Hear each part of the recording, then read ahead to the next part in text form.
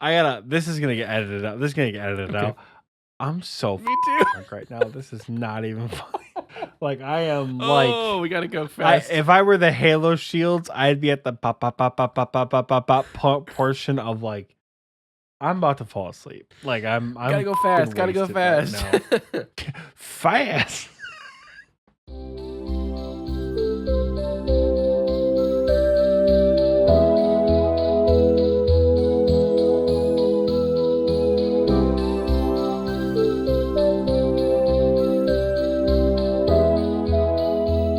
Hello, and welcome back to XP Waste, where most normal people would think that episode 50 is a little over halfway to episode 99. The rest of us know that's not true. Hi, I'm Oxie. And I'm Michael. And if this is your first time tuning in, thank you so much for choosing XP Waste for your listening pleasure. We are XP Waste, as we said in the top, and we're an old school RuneScape podcast centered around old school RuneScape, sometimes other games, sometimes not even RuneScape. We get off on tangents. We say some things that we regret. Like, do we? I don't know. The XP Waste podcast, riddled with regret. Riddled with regret. And highly edited for your listening pleasure. That's not going to be, though. That's just going to be straight through. I'd love to hear it. So yeah, that's what you're getting yourself into. Thank you so much for joining us. This is our 50th episode, as Oxy said in the top, and we're very excited. If you're not new around here, welcome back. And we are very excited to have you, too. I am dealing with a head cold. So I've got my box of tissues and some Vaseline. If you see it, like if you're watching the YouTube video and my nose gets a little shiny, it's because I've off camera applied some Vaseline so that it's not so dry and on fire, because I've been blowing my nose all day. And if I sound nasally, which I do, that's why. But we're you'll never guess why. But we're about to get turned. Yeah, we're going to clear Michael's sinuses in the only way that we know how. And it's not through medicine, it's through alcohol.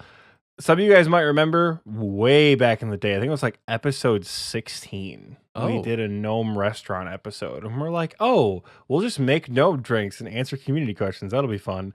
Well, that was one of our favorite episodes to record. And we're like, let's do something special for episode 50. So we're going to try something like that again.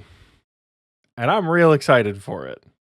I'm Googling it to see if it was 16. Because it was 16. What can we get for you? It was episode 15. So episode 15. Wow. 35 episodes. 35 weeks ago. Yeah. More than 35 weeks. We did have a couple weird stints. Yeah. So it's actually funny how that works. Michael and I have like done the math, and for some reason our 1 year anniversary falls on episode 53. What? Even though we skipped weeks in December? Yeah. So didn't we like release like a weird amount? Didn't you say our first one was like March 17th or something? Our first like released episode? Fun fact for you episode 50 listeners. Our first actual episode was on my Bloodhound_RS YouTube channel, unlisted. And that was posted sometime in like the end of February, I think. Really? Then, yeah. I'm going to fact check myself on that one too, because I have my YouTube pulled up. Oh, no, I don't have it. I don't have it signed in, but it's too much work to sign in. But yeah, our first episode and our second episode, actually, the You Can Teach a Man to Fish, was posted unlisted, and we were just getting feedback from the TNL Discord boys. We're like, hey, go listen to this. Let us know what you think. The like 8 of them that were around before the podcast. Yes. Those videos have like 5 views. So they're unlisted. But then we got good reception from them. And so then we made a whole new YouTube channel. And on March 13th is when we posted our like official launch of episode 1. And then I think March 14th was the official launch of episode 2, because I was just very excited that we had 2 episodes. Yeah. When did we put it all on Spotify? March 13th and March 14th. Okay. So the same days. Okay. It's like our pre-birthday. Yeah. coming up soon, but like our actual birthday is a little bit later. You know. Mm-hmm. Well, yeah, because we had recorded episodes way before March 13th, but they just weren't like officially posted anywhere until later. Today is a very special episode, and not because technically 52 is half of 100, and 52 is 52 half of 100? Yes, in RuneScape. Is it? I meant to say.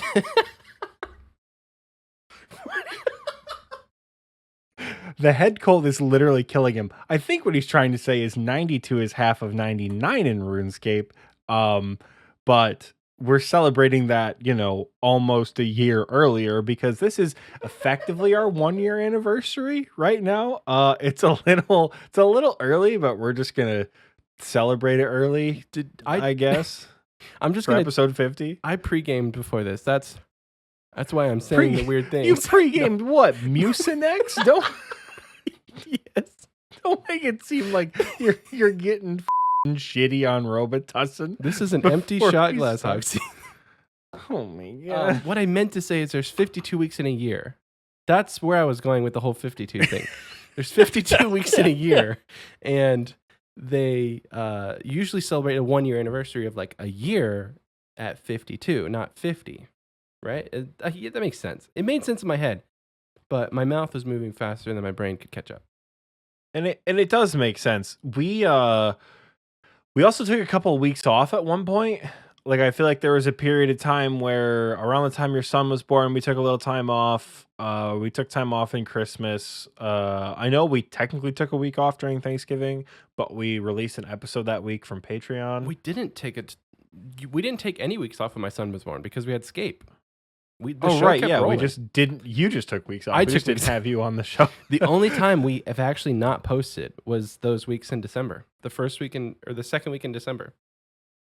Every single week we've had maybe it was a day late, but every single week we've had an episode. So we're awesome, is what we're trying to tell you. Yes. And this technically could be episode 52. So actually, yes, because we took 2 weeks off in December. So this is basically our 1 year anniversary. So Michael and I are going to celebrate. And we're going to do that by making RuneScape alcohol without lemon juice this time. Hell yeah. Whatever sick son of a bitch told you guys to just pour lemon juice in is an idiot. We don't want to listen to him anymore. Nope. Definitely wasn't me. Yeah, definitely wasn't Oxie. No, he wouldn't do something like that.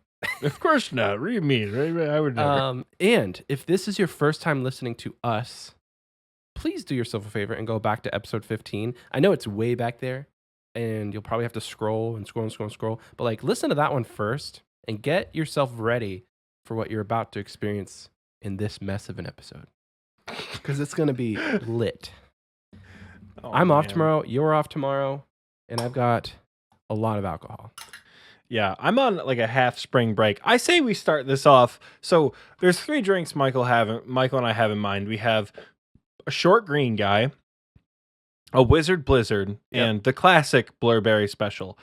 I say we start things off with a short green guy because if you've looked on the RuneScape wiki, a green guy is 1 part vodka, 3 whole ass limes, and then garnished with a slice of lime and an echo leaf, which I'm using bay leaves for.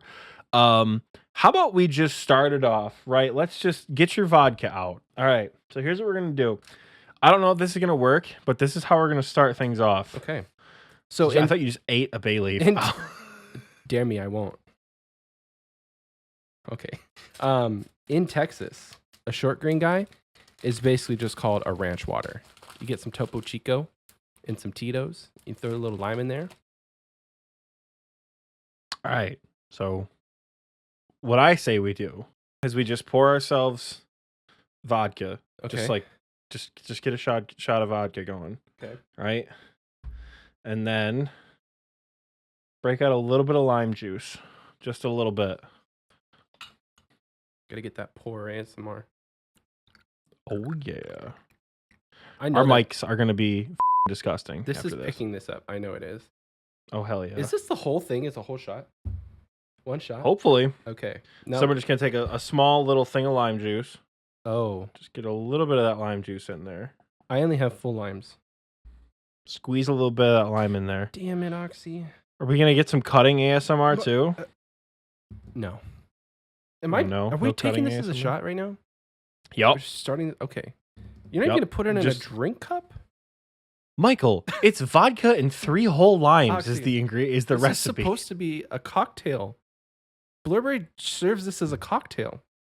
Well, they're tiny, right? Okay. Because the gnomes are small, right? So this is a gnome-sized cocktail, and it's in the form of a shot. We're just gonna start off strong, and then we're gonna. All right.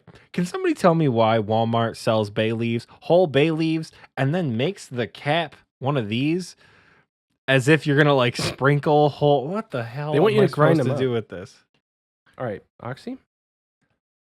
Do we want to read some questions as we take this? We'll take the shot, then we'll take the questions. Okay. So if we hadn't told you guys what we're doing, and you didn't follow the instructions to go and back and watch episode 15, and you're just here, then what we're doing today is over the weekend, we asked the community on Twitter.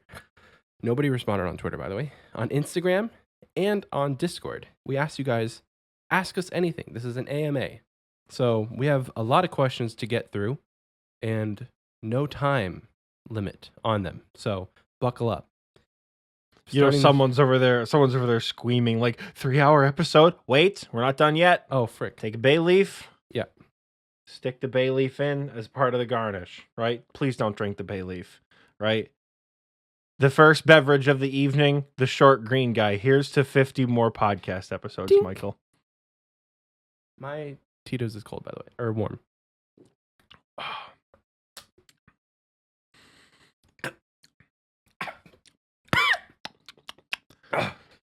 That'll open up the sinuses. You know what makes liquor worse? Bay leaves? Straight citrus juice. I thought He licked the leaf. The aftertaste isn't too bad. And I will say Grey Goose is good vodka. But again, like I said, I don't drink liquor a lot, ever. I think the last time I drank liquor was Halloween when I was dressed in full drag for Rocky Horror. Maybe if you guys are lucky, I'll stick a picture on screen of that right now. And the time before that was probably when Michael and I got drunk on Gnome Restaurant drinks. like I drink like 2 or 3 times a year like this. So this is going to be good. My tummy feels so warm right now. It's the McDonald's it's mixing with. Oh, mine's mixing with Taco Bell, baby. Let's go. Let's go. God, we're drinking like we're 19 again. Oh, man. Oh, man. Starting us off strong in these questions. Mr. Haddadbod, he is a new member of the Discord, and I believe a new member of Patreon as well. Thank you for the question. Here we go. If you never started playing RuneScape, what do you think you would have done different with all of those hours played? Do you think you would have found a passion for a different game or maybe developed another hobby? RuneScape has a high opportunity cost if you want to go that far. If you want to go far. RuneScape has... I have so many hours in RuneScape. We talked about this kind of a little bit in the last fun question, but what did we say? What was the last one? It was like, if you could take all the hours you've played in RuneScape and learn a new skill or do something else, what would you do? This is kind of that question, but it's worded differently enough where I think I have a different answer. You know, for me, RuneScape, it's kind of like that Anakin Darth Vader meme where, you know, like little Anakin is walking and the shadow is Darth Vader. And it's like little Anakin is like logging into this new RuneScape game on my phone. And the Darth Vader thing is like a crippling addiction to a 20-year-old MMO. You know, that's kind of how it's feeling right now. But as far as what I would have done if I didn't have the hours put into RuneScape, I don't know. I was on Twitch just like a month before I re-downloaded old school RuneScape. Maybe I would have continued with that more so, but as far as what game I would have played, what I would have sunk my time into, I don't know, because there were a lot of nights in college where, and this is going to be a recurring theme throughout the episode, the importance of community. There were a lot of nights in undergrad where if I didn't have anybody to play with, all one friend I had to play video games. Shout out to my boy Owen back home who played Fortnite with me 4 nights a week. Shout out to Owen. Love you, honey. When I didn't have anybody to play with, I just I just sat in my room by myself. Like, I didn't listen to music. I just had the game, and we all know shooter games. You die 2 or 3 times, you're just like over it. And then you sit there like, well, now what? I don't know. I probably would have explored other games if it weren't RuneScape, but I mean, I don't. On the flip side, I don't think I would have still been playing RuneScape this long if I didn't meet friends Right. to play it with. I don't know. Right. So Yeah. I probably would have been more sad if that makes any sense. But for a lot of other reasons besides RuneScape. RuneScape has that ability to like build a community around the game. Other games do as well. If you can find friends to play with, like you can find a Discord channel to join or a Twitch community to be a part of, but like there's like a stability, I think, with RuneScape that you can get with other games, but not a lot of other games are as grindy as RuneScape is. So then what do you do when you get 5,000 hours deep into Call of Duty? You just maybe you stop before you even get to 1,000. So I think for me, this goes back to like 2005, It says, what if you never started playing RuneScape? That to me, like, I have to go all the way back to my childhood. And I mean, I probably would have just found another game to play. I can't say what like 14 or 13-year-old me would have done, but yeah, I probably would have just found other games. I was really big into Minecraft before I got back into RuneScape. I was almost a variety streamer. It's actually kind of funny how God, weren't we all, bro? well, it's weren't funny we all? how those events all played out, because in 2020, pandemic happens, and I got a gaming PC with the stimulus check, and I was like, oh yeah, I've been thinking about getting a gaming PC forever. I'll just see if that's in the budget, and it was. So we got me a gaming PC, and then I was like, ooh, I have an actual PC now. I want to start streaming. And so for like probably a month, I was a variety streamer where I was just playing whatever game I wanted to besides RuneScape. Like, I was not playing RuneScape because I'm like, if I'm going to play RuneScape, I want to do that full time. So I was doing like Portal. I was doing Minecraft. I was doing Human Fall, like just any game. And it wasn't going where I wanted it to go. So I was like, okay, I think I'm going to switch to just being a RuneScape streamer. And then I met people. I met Immortal. I met Scape. I met Link. I met you. I met all these people, and we formed TNL. And that's been going strong for like, this is coming up on 2 years. Mm-hmm. Like this year is 2 years. And so had I just not made that decision to play RuneScape, I don't think that I would be here right now. Like, and I don't know that I would be playing RuneScape, specifically old school, as prominently as I do now. Because at that point, I wasn't even, like, I was on a break. I was so burnt out from trying to get 93 Slayer.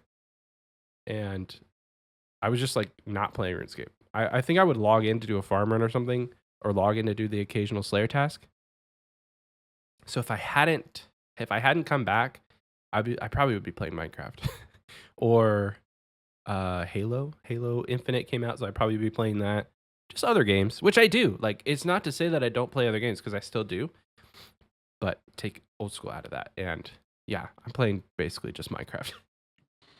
Yeah, that's I think for me the bigger question. If not RuneScape, then what? Right. We don't know, because it's hard to fathom like a literal like hundreds of days straight in a game. Mm-hmm. Like when I was in college, I think I put in the first like 3 or 4 weeks it came out, I put like 70 something hours into Monster Hunter World.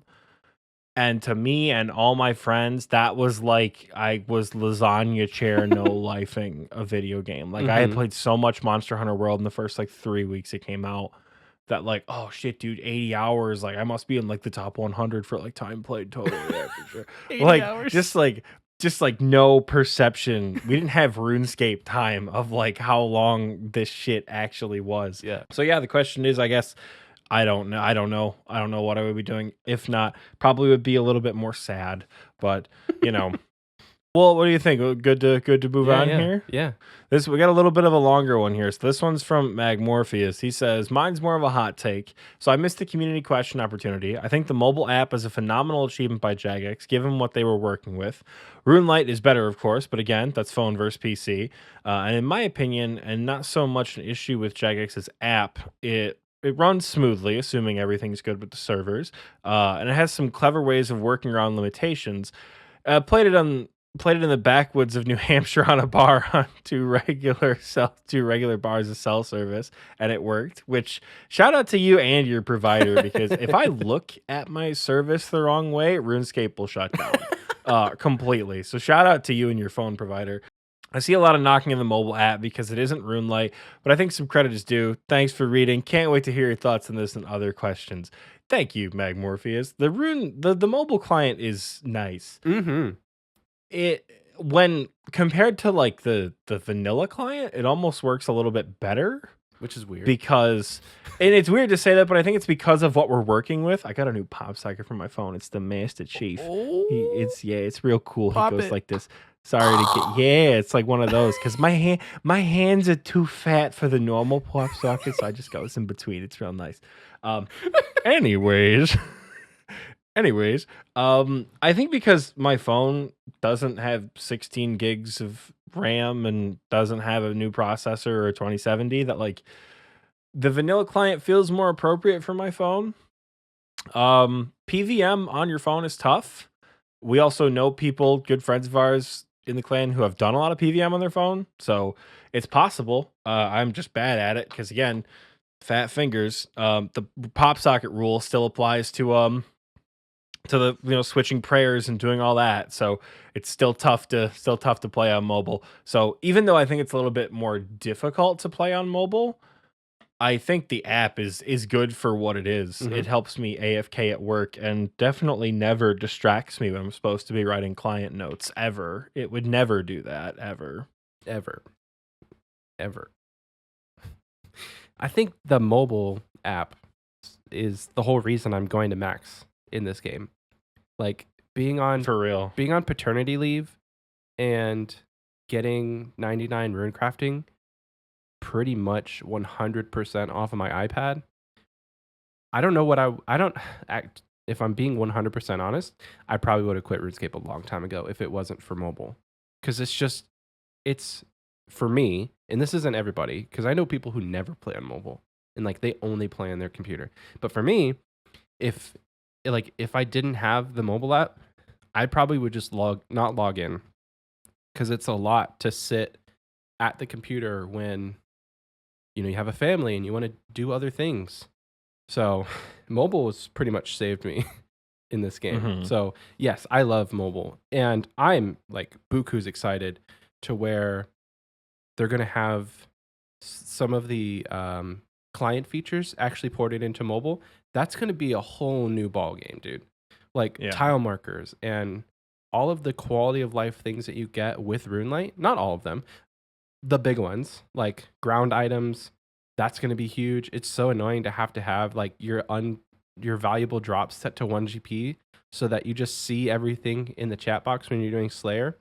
Because you can't, like, it's not feasible to right click every single pile that you get when you're doing Slayer. It's just not. See, that's how I know I've turned into an elitist right there, because my first reaction to that was if it doesn't ping under my drop cutoff, it's not worth picking up. So elitist. Oh no. A little bit. No, but I think for me the hardest part about mobile is right clicking.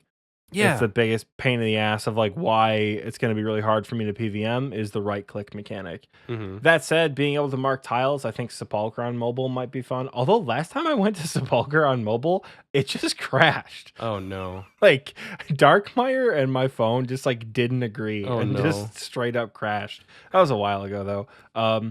So yeah, it's mobile good. I feel like not as good as computer, but mobile good. I feel like I could do a lot of stuff that I just don't feel confident doing. Like I could probably send to chambers on mobile, I probably could try the gauntlet. There's just things that if you had tile markers and ground items and just the quality of life stuff, the right clicking, I can get over that, you know? Yeah, the small stuff. Uh-huh. Yeah. Because like if you're playing on your tablet or like a bigger phone, it's not as cumbersome to fat finger stuff. So yeah, whenever that happens, I'm going to try and send more content that I wasn't sending on mobile. Okay. Well, let's read one more, and then let's make another drink. What do we think? Yeah. Yeah, go ahead, read the next one. So this actually came in as an email probably a month ago. And we've just been compiling a lot of the emails for like a special time to read them because we don't get a ton. So it would kind of feel weird just to randomly in the middle of an episode read a random email. But this one actually made me smile. And I love that it's basically a confession. So he did say we could use his name. His name is Mage Man Scrub. So it says, you guys mentioned RS3 in the last couple episodes, and I had to tell someone my sad secret. After playing OSRS most days for the last 4 years, I am now a committed RS3 player. I regret all the hateful things I said about this game, and though I was pretty close to maxing, I'm having far too much fun to go back. Still love the show. Keep up the good work. Mage Man Scrub, you do you, boo-boo. If you want to play RuneScape, play RuneScape. If you want to play old school, play old school. Because there will be a day, mark my words, that I play RuneScape 3 more than I play old school because at that point, I'll probably be maxed. And so I'll just be doing 200 mil cooking. And maybe I don't want to play in the group Iron Man. Maybe I want to go play on my original RuneScape account that I made in 2005 and max that account for the nostalgia and to show myself that 13-year-old me can accomplish something when I'm 30. So, God damn. So I think it's really cool. There's a lot of hate for RuneScape 3, and I don't get it. I don't get it now. I got it back whenever RuneScape 3 was just a joke. Like it was, like they didn't have good content. It was microtransactions. It was like a meme, you know. But now, like the economy is fixed. They have like really good content that is original. They have new skills to train. I don't know a ton about the game, but at least I know, it's not a crap game anymore. Yes, you can say what you want about EOC and what happened back in the day. That sucked, and I hated that. But like, I'm pretty sure you can just skip over that combat style and play the game in legacy mode, if I'm not mistaken. From my very limited understanding of RS3, legacy mode combat kind of like soft walls you off from all the PVM. From what I understand, legacy mode combat is the equivalent of like just not using F keys in OSRS. And being like, yeah, no, for sure, I can do Theater of Blood without F keys. I'll be fine. Like you can, but it's going to be awful, and you're going to have a really awkward time and probably make a lot of mistakes. Yeah. But things like that. It's just new fun stuff to learn then. Yeah, my heart says you were the chosen one. My heart also says I'm glad you're having a good time in RS3. There's a lot of cool bosses I'd like to try out. There's a lot of sick ass quests and sick ass lore that I'd like to hear about. I recently started following an RS3 streamer. I think she was nominated for a Golden Gnome this year. Jaxis TV. I'm not sure. I think it's how you say her name. Big into RS3 lore. And turns out there's lore for everything. There is like part of the Barbarian Assault like collection log is like books about the penance and like why they are the way they are. That's cool. That was a stream that I watched, and like that's neat. And I don't even like Barbarian Assault that much, but I love me a little bit of backstory. So love to hear it. Any excuse I get to dig into the lore, I'm all for. The extra episode for March required a little bit of lore digging on me and Michael's part.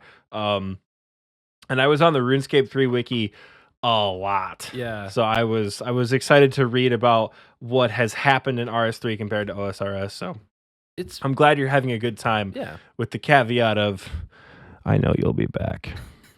They always come back. Yeah, they're near max, so it's something to also finish out. Rage 3, baby. Yeah, Rage 3. Things that you just maybe like you get a little burnt on RuneScape 3, and then you come back to old school. So What drink are we making next? Well, what do we think? Do we want to make the Wizard Blizzard a favorite, or do we want to make the granddaddy of RuneScape drinks and just go with the Blurberry special? I think we should do the Blurberry special last. You want to do it last? Yeah. Okay. We'll make that the grand finale. All right, so we'll do the Blizzard here. Okay. So get your shaker ready. I got it. First things first, get some ice in that bitch. My ice is starting to melt a little bit. My ice has collected some water at the bottom. Some liquid, yeah. I'm only putting 2 in because I got a small shaker this time. So we got 2 of them in there. Don't you have the same one from last time? I do, but this one has the little holes in the top, which is going to make it so much easier to pour and not get all over everything. So, yeah, it's got the pouring holes. I have the pouring holes. Yeah, well, the pineapple one doesn't, unfortunately. Okay. So what are we doing? Let's get your shots of vodka. We're 2 shots of vodka, 1 shot of gin. Right? Gin. Yes. I love me some gin, baby. 2 shots of vodka, huh? 2 shots of vodka. Oh my gosh. Okay, so we're being a little conservative on our shots. 1. 2 shots of vodka. Glug, glug, glug. And if we didn't mention this, which we haven't, so I don't know why I said that, but we opened up this episode to the whole XP Waste community. This has been hype as shit. So we have the recording booth that you guys probably know from Patreon. Wise Old Man and KBD can hang out with us during recording. For episode 50, we wanted to open up to everybody. There's so many. There's 15 people in VC with us right now. It feels a little strange, like it's a live studio audience, but it's a little. All right, so next we're going with the gin. I'm a little scuffed today, XP Wasters. I thought I had the ingredients from the last time we did this, but I don't. So listen to this. Ooh. So Michael's got a little bit of rum. I have got myself some Bombay Sapphire. So 1 shot of gin. We're gonna see how the glug from the bottle. Let's freaking go, boys. All right. Now, remember the last time where we just threw caution to the wind and we're like, let's just put lemon juice in it. Yes. We're not going to do that this time. So we're going to mix things up a little bit here, right? First of all, the recipe calls for some lime juice. Oh, right? Does it? Get a little bit of lime juice in there. I'm going to do half a cap myself. Get a little bit of lime. Are we going to get copyright so we got a little bit for that? I sure hope not. So we got a little bit of lime juice, right? Don't try your luck, Michael. All right. And instead of straight lemon juice, like I suggested, like a dumbass last time, we do have lemonade, thankfully. Yeah. How much you think? I'm gonna get a little bit of. I'm gonna do a comfortable splash of lemonade. Okay. Okay, that could have been on the microphone. All right, perfect. That's a comfortable splash. But I got a thick ass 2-liter. I don't want to spill this shit all over my computer. No, I'm talking about take that risk. Oh. All right, and then. We've finally got orange juice for the Wizard Blizzard. And we're going to do another comfortable splash of the orange juice as well. Is this the last liquid that's going in here? Yes, it is. But we do have a little bit of a garnish as well. Okay, I'm putting more than juice in I want more actual juice than liquor here. Coward. I am a coward. Oh, look at me. I'm sick. I have a cold. I'm going to drink alcohol when I have a cold. Put more ice in there. All right. All right. Should we use shake ASMR, or is that going to give people an aneurysm on the podcast? Let's just do a cut after. So we're going to shake and then be right back. I mean, we'll just cut out the audio for the shake. So you got your shaker here. What was the garnish? Was there any? We got to get to that. You don't. We got to get it's pineapple chunks, lime slices, and a cocktail glass, right? So give it a good shake. Yours sounds pretty good. All right, so take your glass. I don't have a martini glass because the ones I got for the last episode, I threw away. What? Because I didn't think I'd use them again. But I got this big-ass margarita glass. That's my roommate's. Kind of like one of you get the frozen margaritas in it. You got your pineapple chunks, Michael? I do. Yes. All right, so what we're going to do, right? We're going to take a pineapple here. You're going to put it at the bottom of your glass like this. Just going to raw dog it with your fingers. Okay. Get them right up in there. All right. Get a nice little base. Pineapples, yeah. Get your slice of lime ready. Okay. Got to cut it. Okay. All right, we're gonna watch Michael cut the lime. Here we go.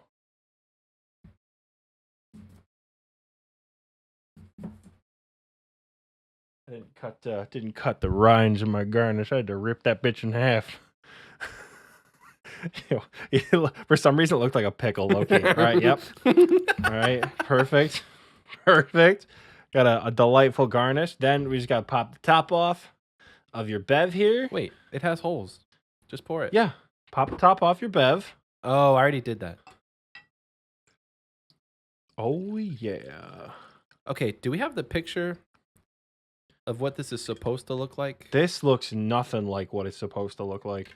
Also, Jesus Christ, this mixing thing is massive. This is a lot of freaking liquor. Where I said I'm going to go more juice than liquor. That ain't too bad. That's actually so much better. Oh, this is, man, when it's not cheers. straight lemon juice, this shit fucks. Cheers. Wow, that's so much better. Yeah, I could drink that. this ain't too bad. Remember when we're like, who drinks this stuff? I would probably put a little less vodka in there myself, but One shot of vodka? yeah, I'd probably do 1 shot of vodka, maybe 2 shots of gin, just because I like gin a little bit more. But Note it down for You the know. episode 100. yeah, you mean episode 99? Oh, Nobody episode. cares about episode 100? Come on now, man. Yeah, it's true. We got to do it again in 49 weeks. Let's go. All right. God, January 2023, we're going to be absolutely just, I don't we'll know. be in like a live studio and we'll just do this again. Dude, we have to. For sure. We have to meet up in person for 99. Episode 99, let's do it. To episode 99. To 99, boys. To maxing in the podcast. That's dead ass going to be our cold open for episode 99. I can't wait. All the way back from this episode? Mhm. Hell yeah. Save it in the Oh, God. archives. It's so good. I'm already feeling. Yeah, so I have this thing where my face gets like red and flushed when I drink Mhm. hard liquor. So get ready for it. Actually, any liquor, like any alcohol, beer, wine, if it's too dry and strong, and then this. For dry and strong wine is where it is at. Well, no, I hate dry and strong. I like fruity and sweet. Just I don't like fruity. If it's too fruity and too sweet, I can't do it. I can't. Makes me sick. So this is another long question, and this is not another. This is another one of those emails that we got, not necessarily a question. So I just wanted to put this in there for the community, and we actually have the author of this email chilling with us in the recording booth. Hell yeah, we do. So Two of D's Nuts was the author of this email. 2 of these nuts. And it's heartfelt. It's so heartwarming, and I might start crying. So, Oxie, can you please read it so I don't have to tear up? Please do. Because I definitely haven't read it, so hopefully I start crying in the middle of it. 2 of these nuts says, "Hi, just had to respond after listening to this podcast for at least about 6 or 7 months. It's right before GIM dropped through present day. I definitely felt like a few episodes you two are directly talking to me in regards to saying set reasonable goals, RuneScape burnout, and patience in the mid-game, especially since I work in a very time-limiting career for games and other activities like OSRS. My brother and I started an OSRS fully again in October, just in time for Group Iron Man. Before then, maybe a year ago, I tapped in out of curiosity and started an Iron Man to try the challenge. Was fairly successful, but wasn't as successful as the current groupie. And kind of mentioned it to my brother, who also played a ways back before as I did. He and the fellow neighborhood kids introduced me to the game at the time, which I feel like is how all of us got introduced. None of us found RuneScape. I don't know who found RuneScape first, but everyone heard about RuneScape from a friend or a sibling or a classmate. Nobody discovered it by themselves. Changed my mind. So since starting, both of us got 99 fire making, have done barrows a combined 200 or so times and counting. Both acquired glories. Your boy getting 76 crafting to mushroom pie boost to glory level, and brother enchanting. That's Group Iron Man team for sure. Yeah. We got fighter torsos and barrows left within a few months. Still having fun, and I helped my brother love Iron Man mode for the actual grind to do the work instead of grand exchange scape. I also joined the Patreon and await reading this post, and await reading the post and listening to some bonus content. Once more, thank you guys so much for the podcast and keep the grind going, boys. Sincerely, this is going to be Ahmed Doody and Two D's Nuts. That's Two D's Nuts' brother, the name that I totally just butchered there. He says he follows it up with not actually IRL names. Obviously, I refuse to believe that. I believe Two D's Nuts is your birth name, 100%. Two D's Nuts. If I ever meet you in person, doesn't matter what your first name is. It's Two D's Nuts. What's up, Two D's Nuts? I'm so glad you found us and are having a good time with it. I won't even roast Iron Man mode because that's just a heartfelt sentiment there. Glad you were able to use our show to keep grinding and, help set yourself goals and help address issues you've been having, like you said, RuneScape burnout, and find a way to play the game that is most enjoyable for you. That's fantastic. I don't have a brother. I have a little sister who would just not enjoy old school RuneScape ever. So I appreciate you're playing it with family. That's super fun. Call me biased. I think we're the best clan out there. So glad to have you in the Discord and part of the community, but glad you're having a good time. I don't even have 99 fire making yet, so good for you. Yeah, I've gotten 99 fire making twice, both of which were in leagues. So that's it. Oxie. Yeah, literally never. You remember that challenge that we have for each other on the groupie? Mm-hmm. I think that's still it's still going. We're only about 6 months apart from logging in, but you know what you have to do. This hit me different because me and my brother both started playing RuneScape. Like I've said many times in this episode alone, back in 2005 as kids. And I just somehow kept playing and he didn't. I think he quickly fell off because as kids, like, what do? You go kill goblins with a mithril scimitar. You stand outside you stand outside Verac West Bank and you spam whatever thing you're merching. And that was about it. Or you just run around and ask somebody to be your girlfriend. Like, that was about it as a kid. So that's pretty much what I do as an adult too. So, it happens. He realized, like, I need more challenge. So he basically just went off and started playing other games like Diablo and World of Warcraft, like games of actual substance that you can get into as a 15-year-old. So he stopped playing and really hasn't picked it up since. Like, he'll log into his free-to-play account and chop willow trees. That's about it. I've told him, like, hey, if you want to grind hard, bro, I'll buy your membership. You don't even have to do that. I'll fund your account. But it doesn't interest him. So what I'm thinking is I start a group Ironman account with him like Two of these did and just sneakily get him back into the game, but like make him reliant on me and me reliant on him, and we can have fun like that. Because I think he would be into it because he plays a lot of Melvor while he's at work. But he can't get on RuneScape while he's at work, so he plays Melvor. And I think, because I keep telling him, like, you can play RuneScape on your phone, but he just wants to play Melvor on his phone. So all that being said, that hit me different because I have a brother that I played with when I was a kid, and I think it would be fun to play with him now. And Sam, if you're listening to this, you know what you have to do. He's not going to listen to this. I just actually logged into Melvor, and turns out I was on a red dragon task. Dragons suck without an anti-dragon shield, but an anti-dragon shield is real hard to get on Melvor, so that sucks. Anyways, yes, I'm glad you have been enjoying the content as much as we've been enjoying making it, and it always, as much as I flame Iron Man mode for being just the worst, I'm always glad to hear Iron Man when they like find a new love for the game that they didn't know they had. You know? And it took being an Iron Man, because you're right, like GEscape can get boring, especially if that's, I don't know, it helps to have friends, and we talked about this. Community is everything in this game. So if your brother just never had friends that he could play with, then GEscape might have been boring. So drink to friends. Yeah. Castiel in chat, in the XPWays chat, said miniclip.com legitimately. Teachers banned it after realizing how online it was.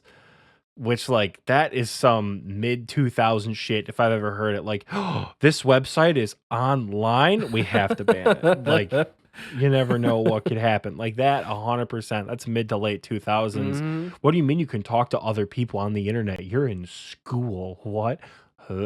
I literally cannot sit through a class without Discord going off. I cannot. My teachers, if I went back in time and told like some of my teachers, like Mr. Oberski, what was happening nowadays, I think he'd shit himself. A lot of people would. In 2008 and be like, Mr. O, not only do I only play video games, but I also talk to strangers online every single day. And Low by Flo Rida is on my playlist. That man, I went to a small Catholic school for middle school and elementary school. This man, Mr. O, my gym teacher and my computer teacher, when you go to a Catholic school, people teach like 6 different subjects, right? So you just did a little bit of everything. This man hated that song, Low by Flo Rida. Shawty had them apple bottom jean boots with the fur. He hated it because it was so inappropriate for young Catholic middle schoolers to be listening to. You could put that song on the other side of the school, and within seconds, Mr. O would come kicking the door in going, nobody has apple bottom anything. Turn that off right now. He would be so upset at this song that every time I listen to it now, even as an adult, I love that song. Like, I'm 25 years old. I hear that song. I'm like, yo, Mr. O would be so pissed if I had this on. What is even an apple bottom jean?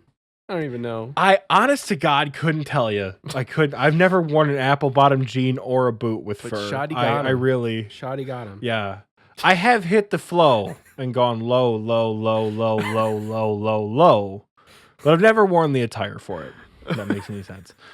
Immortal says in the recording booth chat, muffin top, little fluff on the side of the jeans hanging over. That's what an apple bottom jean is. Okay. Different rapper, but you know. All right, Michael, I think you got the next question. I do. Reeboks with the straps. I've never owned Reeboks with straps either. I'm sure I've owned some shoes with straps, but never Reeboks. I'm sorry. All right, KD Cheap says, love the podcast. First of all, gets me through the work days. Same. One thing I always thought would be cool for Jagex to do is move over to a character-based system like World of Warcraft and other MMOs, especially with them adding new modes like Group Iron Man and Leagues. So my question to you guys is, would you possibly pay a little more for your membership to be able to have all of your different accounts under one login? Thanks, and keep up the good work. Absolutely, I would. You know how convenient it would be to pay $20 for membership or pay like $150 a year for Premier Club, which like sounds expensive, but hobbies are expensive, and be able to just connect to whatever I want. Oh. The downside to that is, could you still multi-log? No. Like, could I still AFK the main and do quests on the groupie or train on the pure? Can you multi-log on WoW accounts if you have all of them under one login? I don't know. Like, can you open more than one WoW client? Like, do we have any World of Warcrafters in the chat? Do we have any Darkside is here. Other MMO players in the chat? You can? All right, okay, Shadow Darkside, yes. Yeah, can you? Yeah. Yes, you can. Okay. Like, fact checked on the spot. 100%. If you can multi-log in a game like WoW and they wanted to bring that system over to Jagex, where's the TikTok of the dude like slamming his credit card on the table? Like, that's me. 100%. I would open 2 windows and I would play on 2 accounts. I have so many emails for stupid ass accounts I've made. I have so many passwords. My authenticator is so clogged with shit. Yes. It's like of all the different accounts, like that's nuts. Yeah. And then the upside is, yes, you're paying a little bit more. Like you said, $20 a month. That's nothing. When you could have, I don't know, they could probably cap it at like 3 to 5 accounts under one login. But like, I only have 3 accounts, so that's right. Fine. You just cap it under one. You get all of your accounts capped in a number, but then you only pay membership one time. Instead of having 3 or 4 accounts, if you play that many, 2 or 3 at the most, where you're paying the $12 a month for each. I don't know if this would do anything for botting. We always have to consider that when talking about RuneScape and how this would affect the bots in the game. But if they could do it after they like take away the bots in the game, then yeah, let's go for it. Because then we don't have to worry about that. Darkside says you can use one character per account, but you can be logged into multiple accounts at once. If that's true, then I don't know, because I don't know, like, would I have my group Iron Man and my pure under my same account? Because, like, I kind of want to multi-log sometimes. Mm-hmm. I don't know. I've never played WoW. I've never played literally any. I lied. I played Elder Scrolls Online for a little bit when I was in college, and that's when Elder Scrolls Online didn't have. It had like a path progression to it, where they did an update a while ago, like years ago. It was called like Tamriel for Everyone. And it pretty much centralized the NPC combat levels to match your combat level. So you could train anywhere. What? Wow. But originally it was like you had to go through like a linear path where like you couldn't leave Morrowind, or you risk just like getting completely bodied by enemies. You couldn't go to Skyrim at level 20 because there'd be level 90 monsters trying to kill you. So I played way back in the day for a little bit. That was interesting because you could have like multiple saves on that, I think. But it's been so long, I really couldn't tell you. I might have that mistaken. I don't think I've played ESO since my junior year of college, maybe in like 2017. So yeah, Darkside makes a good point. He said that WoW doesn't really have anything that you AFK, so you don't really play multiple characters at once anyway. Okay. See, I didn't know that. I didn't know. Yeah, I didn't know like WoW had no AFK elements. So but again, like having never signed in, that would make sense. Yeah, like you're just not sitting there chopping trees for no reason. Bro, MMOs are so scary now, having put a disgusting amount of time into RuneScape. Another MMO is terrifying. Like even a game that has a big time sink. Like I have not played Breath of the Wild because a GameStop employee told me one time that Breath of the Wild was a 500-hour game. Ugh. And I'm like, 500 hours, bro. I ain't got that kind of time. Wow. Because like I couldn't do it. Like another MMO, I don't think I could physically do it without.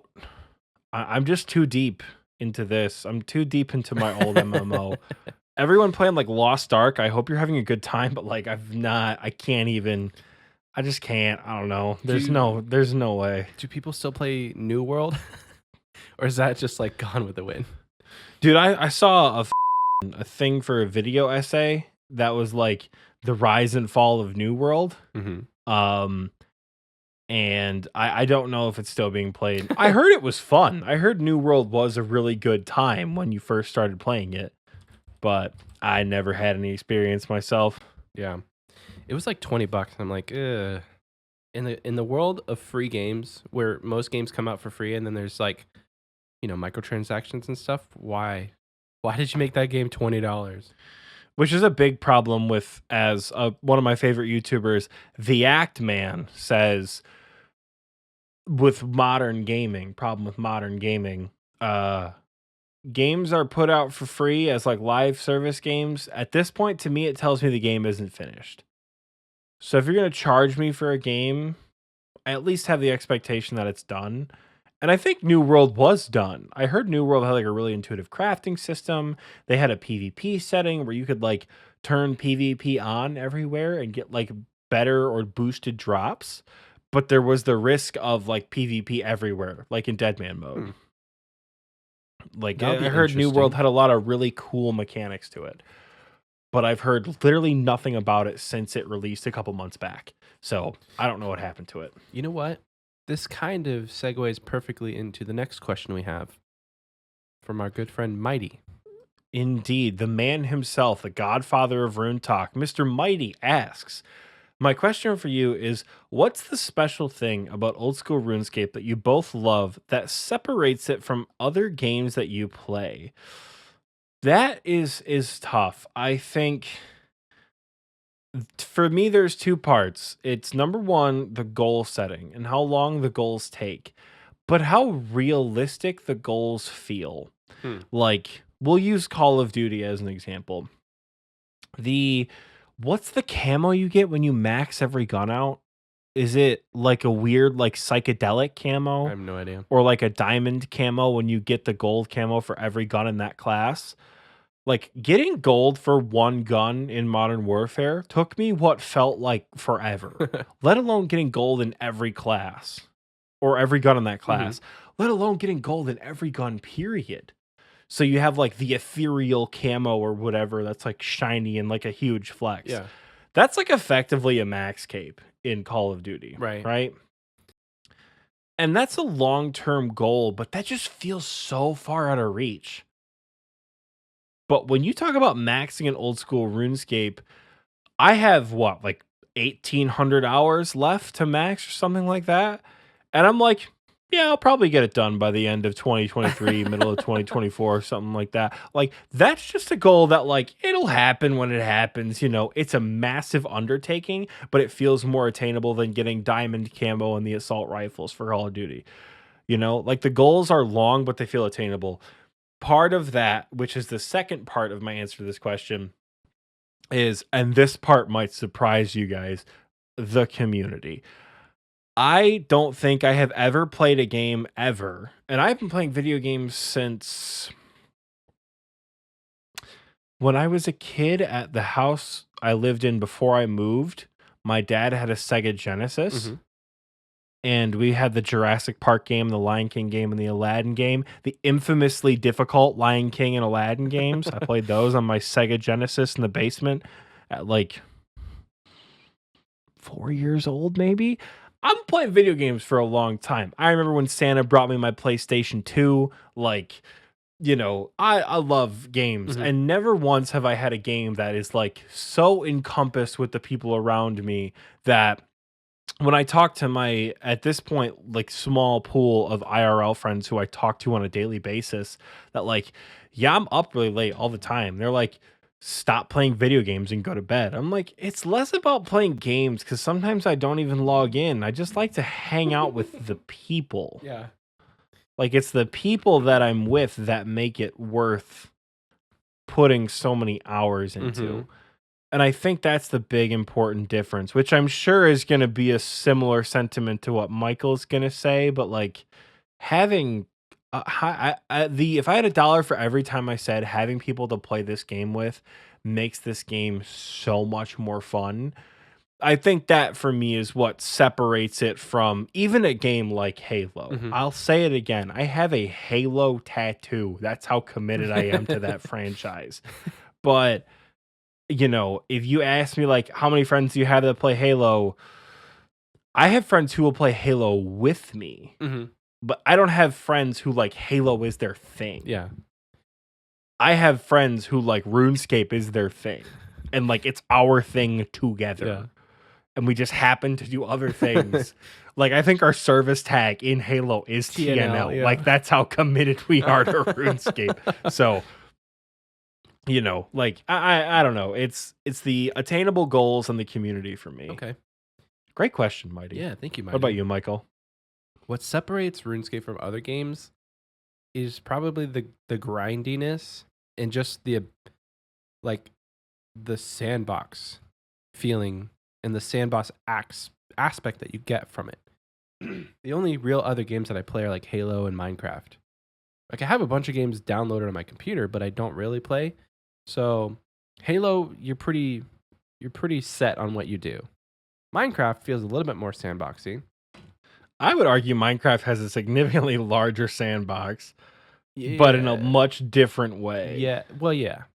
I think that was the point I was getting to, is like, you're playing Minecraft, but it still is pretty set on what you're doing. Like, you can play a hardcore, you can play all of these locked accounts. Like, you can do Minecraft however you want to. But I just haven't gotten into that. So for me, just the amount of things you can do in RuneScape, specifically old school, I'll just make that a caveat. I always say RuneScape, but I mean old school RuneScape. I know I never I won't really have ever clarified that, but like when I say RuneScape, I mean old school. So, Mm-hmm. and I'll specifically say RuneScape 3 if I mean the other game. Yeah. So, in The other game. so in RuneScape, there's things that you can do that like however you want to play the account. If you never want to train Herblore, but you want to max out every other thing, go for it. It's gonna make it really hard to play the game if you do that as an Iron Man. My Herblore locked account. So I've thought about this like for a long time, and I want to play an Iron Man account that is quest locked, meaning you can't do any quests, and just see how far you can get in the game and what things are attainable and what things you can max out. Because quest locked, you can't do Herblore as an Iron Man. So how are you going to get prayer potions, and how are you going to get all this stuff? So that to me would seem like a lot of fun, but that sort of niche thing doesn't really exist in many other games that I think it may. I just haven't found them. And if there is a game like that out there that has such a big sandbox aspect with so many customizable things that you can do, and there's no real set defined way to play the game, let me know, because I'll probably play it. It's probably another MMO that has a huge time sink, so brace yourself. I have a similar idea, but the exact opposite. I had an idea for an account that either Iron Man or main account literally cannot do anything. It cannot train skills unless leveled up by quests. Oh. Except with the only exception of having to train to get to the requirements to do other quests. Gotcha. And once you have the quest list complete, you're done training. Like, that's it. Like, what's your total level if you only do quests and get requirements for quests? The name of the account was going to be a Quest Pure. And the description would just be W. Because what are the capital letters? AQP. W. Right? Yeah. Perfect. Yeah. Beautiful. Great. I love that account, and I'd like to take credit for it. Feel free to steal it. There's not a chance in hell I am ever going to commit that kind of time to an account, because I don't have that kind of time as an adult, which sucks.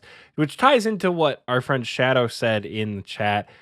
You know, you can't play Halo and do homework at the same time. It's very true. Like, that's the problem with literally every other video game. It's that you're either playing a game or you're doing something productive. Mm-hmm. How many times have you been, like, think back to when you were a kid and you just, like, stared at the clock in a classroom for hours? Like, I just want to go home and I want to play Assassin's Creed 3. Or I want to play Halo Reach, or I want to play Grand Theft Auto 5. Like, I want to play something new. Like, I want to leave this stupid Orgo lecture and go play Fortnite. Like, I should have skipped class today. Like, bro, we got, like, Season 4 just dropped. Like, I want to go play Fortnite. Like, how you literally cannot do what you can do with RuneScape in any other game. If there were not ethical and moral boundaries for doing it, I could play RuneScape while I'm at work.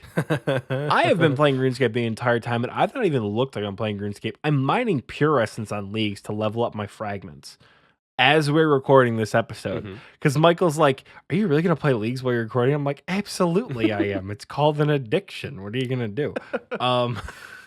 But this is like, I click on my screen maybe once every 5 minutes. You can't do that with any other game unless it's like a specific idle game. Like, sure, cookie clicker, probably, but like Cookie clicker. What is that? it's exactly what it sounds like. It's an idle game. You gain resources. Somebody in the chat, comment on YouTube or on Spotify, what is cookie clicker? Because I know what it is, but in this state, being an entire wizard's mind bomb deep, I don't know if I can explain Catch it. up. I'm 6'3", 300 pounds, and I'm a lightweight. So Actually, Oxie, this is my second one because I've almost finished my pitcher. oh, I already finished mine. This was a little bit more than one big old glass, and so it's I already need to empty. catch up. Okay. Yeah, so we're Dude, this made 2.5 cocktails. Christ on sale, dude. We're gonna be Ching. Cheers. bro. Lee's about to be taking care of your whole ass tonight. God damn. I'm drinking a lot of water I haven't seen you take any Yes, water. I do have water over here. Please it's in drink some my more. pick your poison, eat, drink, and be scary mug. Oh, fitting. Please. I think it doesn't have any stickers on it. My old water bottle had stickers on it. And what I realized is that my ex, also the streamer, content creator, not going to say their name, I don't even remember had a their name. gasm emote for a while. And they made the gasm emote a sticker on Stream Elements. And I bought one while we were dating because, like, of course I was going to. And I had, like, the gasm sticker on my water bottle and realized that, like, mid-therapy session, I would go sip water and there would be just, like, a gasm emote, like, flashing in their faces. No. Along with the Oxy Kappa emote, where it's the picture of me from, like, God, I'm probably, like, 13 years old. Yeah, I love that Just one. making that, like Kappa face. So that picture actually comes from my Uncle Bob's wedding, where there was a period of time where, for some reason, I thought that because my dad always seems to be looking up in his photos, what I should do is, like, look up and smile like this Mm-hmm. in all his photos. I realized as an adult, it's because my dad and I are the same height. People just take photos of us from underneath. So he wasn't, like, picking his head up to be like, sup, baby, how are you? It's because he's 6'3", right? Yeah. At 13 and 5'7", I didn't know this. So I was just, like, constantly picking my head up in photos for a while. Because, like, yeah, this will make me look good. It didn't. It didn't make me look good. And the fact that I was 100% pre-puberty and did not grow into the giant that I am, it's just, like, one massive, like, Jabba the Hutt chin that just, like, sinks down into my Oxy. Yeah. Any photo of me from the 7th grade, particularly of when I had the frosted tips, that's good shit right there. And yes, I did have frosted tips. I looked like the love child of Barry Manilow and Guy Fieri. Tell me, but I did have frosted tips. Tell me what, like, 90s baby as a 13-year-old kid didn't have frosted tips. Just comment in the chat if you were a 90s baby at the age of 13 and you didn't where my frosted tippers at, boys. I want to know because I think there's more of us than you think. Yeah. But I'll have my claim to fame here, right? I may have told this story on the podcast before, but I'm going to tell it again because, again, I'm going to hold my whole wizard's mind bomb deep. When I was probably 6th or 7th grade, my mom used to have a hairdresser come to the house. Wow. Right? I am unique in the sense of how I got my frosted tips. She used to have a hairdresser come to the house. They met at a salon. They loved the work that she did, whatever. She left the salon and she started doing house calls because apparently that's a thing hairdressers do. I don't know. I've been getting the same haircut basically for 20 years. I don't know. And my mom called this woman to our house on multiple occasions.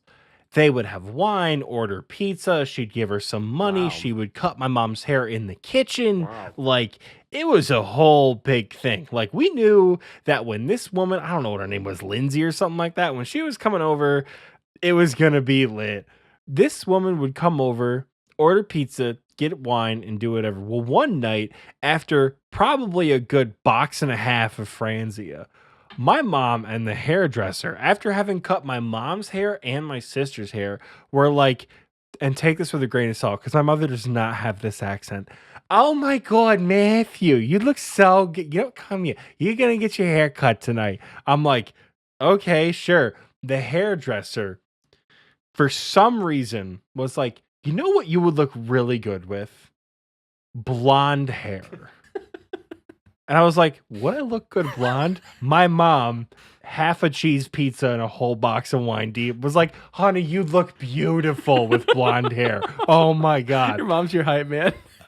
I did not look beautiful with blonde hair. They bleached my head pretty much in my kitchen at the age of like 12 years old, right? I did this whole big thing. It was horrible. No. But my hair grows quickly, right? So I have hair from my dad's side of the family. I think, because my mom has very coarse hair. I don't have coarse hair at all. I have really big, really thick hair. And my hair grows fast. Kind of like how, was it Harry Potter where they cut his hair and it grew back the next day? Something like That's that. Santa That's Claus. kind of like how, sure, yeah. It's like, yeah, with Tim Allen when he shaves his beard and comes back. Yeah.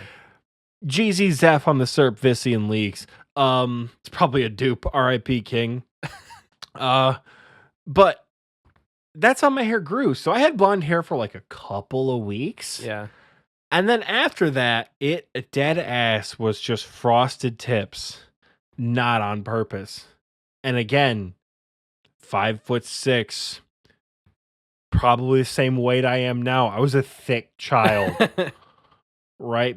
I played sports, but not enough. I was a thick child, and I did not grow into my body yet.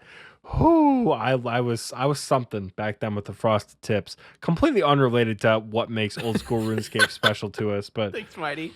Thanks for the question. yeah, thanks, bro. Mighty. Thank you That's for a the good question. Oh man. Okay, so I need to sit down, but I think I'm gonna stick it out until after the break, because that's just how I roll. Remember? Woo. All right. So this next question comes from our good friend of the clan, Bucket God, and unfortunately, he was in the recording booth chat, but he had to go to bed. So good night, Bucket. But we're gonna read your question. Good now. night, Bucket. So this one's for Oxie. Question 1 for Oxie: if you could have any armor set and or weapon from any other game in RuneScape, what would it be, and why is your answer the energy sword? I mean, if I could have any other armor set, I still might pick Halo armor. I'm not gonna lie, because I can't think of anything unless Samus Aran's armor came with the special attack in the glove slot with that hand cannon thing. Maybe I've never played a Metroid game. She's just a badass in Smash Bros. As far as like weapons from other games, that's so hard. Energy sword obviously is a good one because like melee good. Yeah. But if we're trying to talk about range and mage, right? If we're talking mage, who here played Skyrim? Not me. You remember that like master tier? You say not you? No, I didn't play Skyrim. Bruv. Oh my god. That's what you gotta play next. In Skyrim, they have like a master tier magic spell. The 3 kinds of destruction magic are like fire, ice, and lightning. The master tier lightning spell is like a Chancellor Palpatine, like unlimited power. And it's just like a straight beam of lightning that comes out of your hands. If I could have that for mage, That'd be sick. you know how disgusting that would be at like Ulm or something like that? Can you imagine? That would actually be really sick. Just like And it has 360ing around the Nilo room, killing every single mage crab that came down the train. Yeah, because you got to think That'd be so cool, dude. it would come out of your hands in a straight line, in like a 3 tile or maybe 2 tiles, but it would be like a 2 tile square. So it'd be like 2 tiles, 2 tiles, and then it just comes out and it stays there. But then as you walk around, anything in those 4 tiles just get affected. So like you could just essentially walk around somewhere in multi and just zap everything. I see you. Zap. That would be hilarious, dude. That would be so fun. Range weapon? That's so tough. Part of me wants to take, we talked earlier about the gold camos. Part of me wants to take old reliable, my P90 from Modern Warfare. They want to take that, but I don't know how that would work. Mhm. What about you, Michael? What would you? So this what would you question was bring? just for you. I actually have a Oh, it's just for me? Yeah. All right, then sit. Bucket. Perfect. What you got? Bucket has a question for you, and he has a question for me, and then he has a question for both of us. So if you'll go ahead and Awesome. read Q2, that would be for me. All right. So for Michael, during your time going after goals in RuneScape, how did you set them, and what challenges in game or in real life did you face on your way to achieving your goal? So the big goals that I've set over the last 2 years were getting the achievement diary cape and also going for the various 99s that I've set for myself. The biggest ones being runecrafting and mining. All the other ones I've gotten over the last 2 years have just been kind of like, oh yeah, I was AFK while I was working, or just chilling, you know what I mean? But like mining and runecrafting, oh boy. So the goals that I set were to, like, the idea behind them, it was basically the next big thing in the account. You know, I got my Questcape. That was a big one. And I got the Questcape back when it was like 150 quest points. So it wasn't that crazy. Like, wait, don't you need, is it 75 or 175 for Barrow's gloves? Maybe it was 200. 175. Okay, so it was 200 quest points. It wasn't the, like, what, 270 or 280 something is now? Yeah, it's like 285 right now, something like that. It was like 200. So it was not that many. But I got my Questcape, and then I stopped playing for a while. And then when I came back, when I started streaming again, I was like, what is something that is achievable? So I was looking at the diaries. I'm like, okay, here's the minimum skills you need for the diary cape. I was like, I can do that.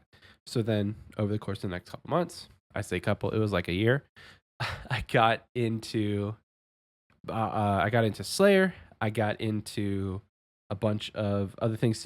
I don't know. The Achievement Diary Cape was big. We do need to take a break to appreciate this wonderful picture of Shadow that he had just posted. That is gorgeous, honey. Gorgeous. It's gonna be Sure, XP Waste's profile okay. picture. Oh my gosh, no. Of you or Shadow?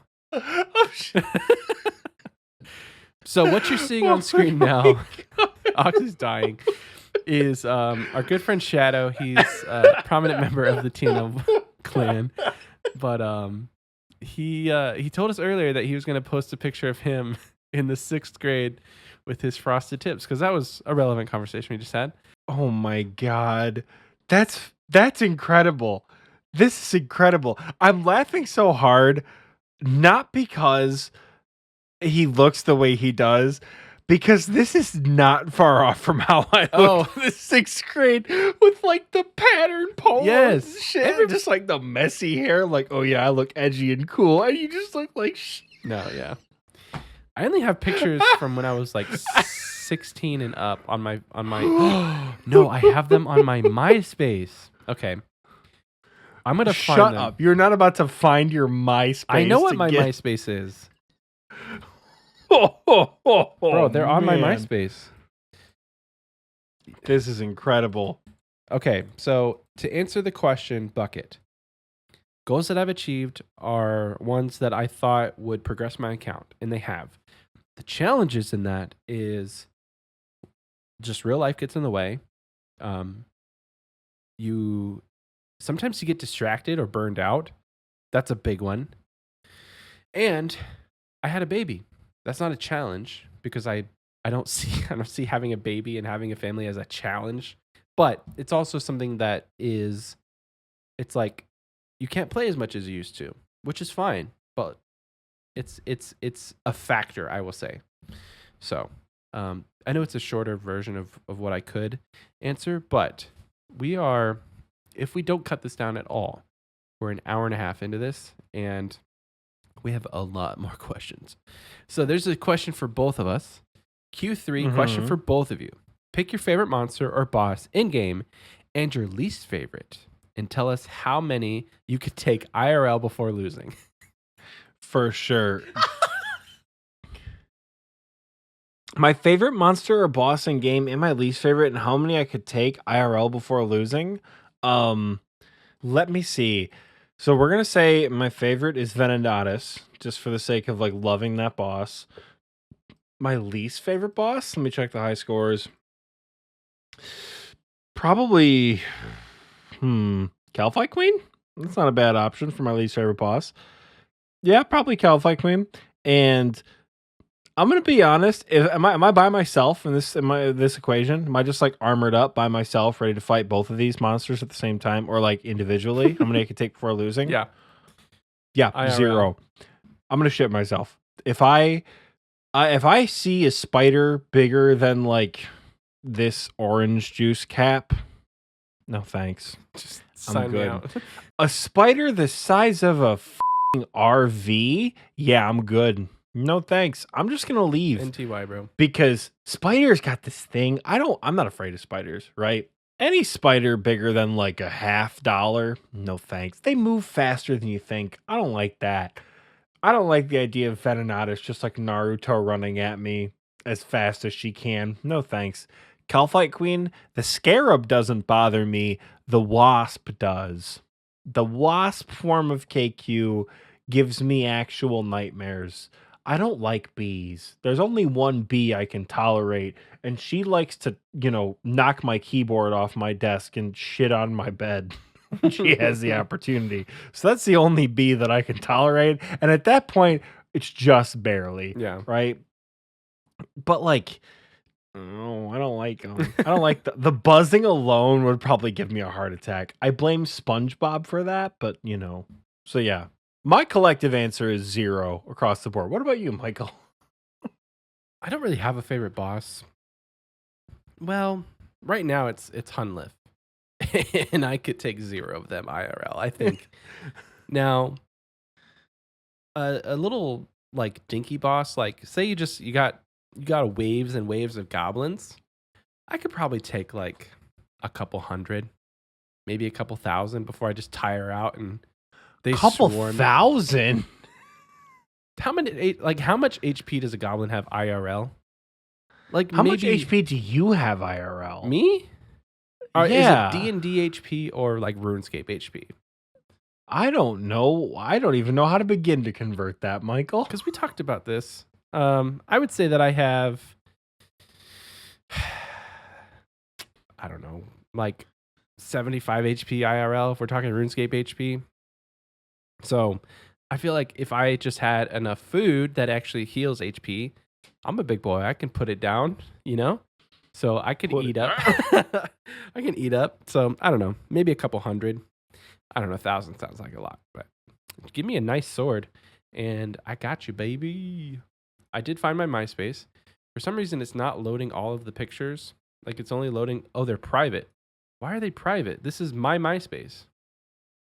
I'll have to find the settings, but I did find a cheeky little photo of me in 2007. What in the entire... That is not you. It's 100% me. That cannot be you. That is not the Michael that watched the release of Halo 3. That is not the Michael 100%. that can't... Oh my God. That is the new profile picture for XP Waste. No shot. That is our new profile picture. We are releasing t-shirts with that face on it. XP what is the emote in chat now, bro? That is incredible. It's not even the worst one, bro. It's not even the worst one. Like, there's this gem. I thought I was being sexy. This is going to blow your mind.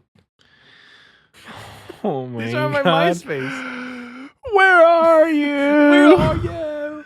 I'm so sorry.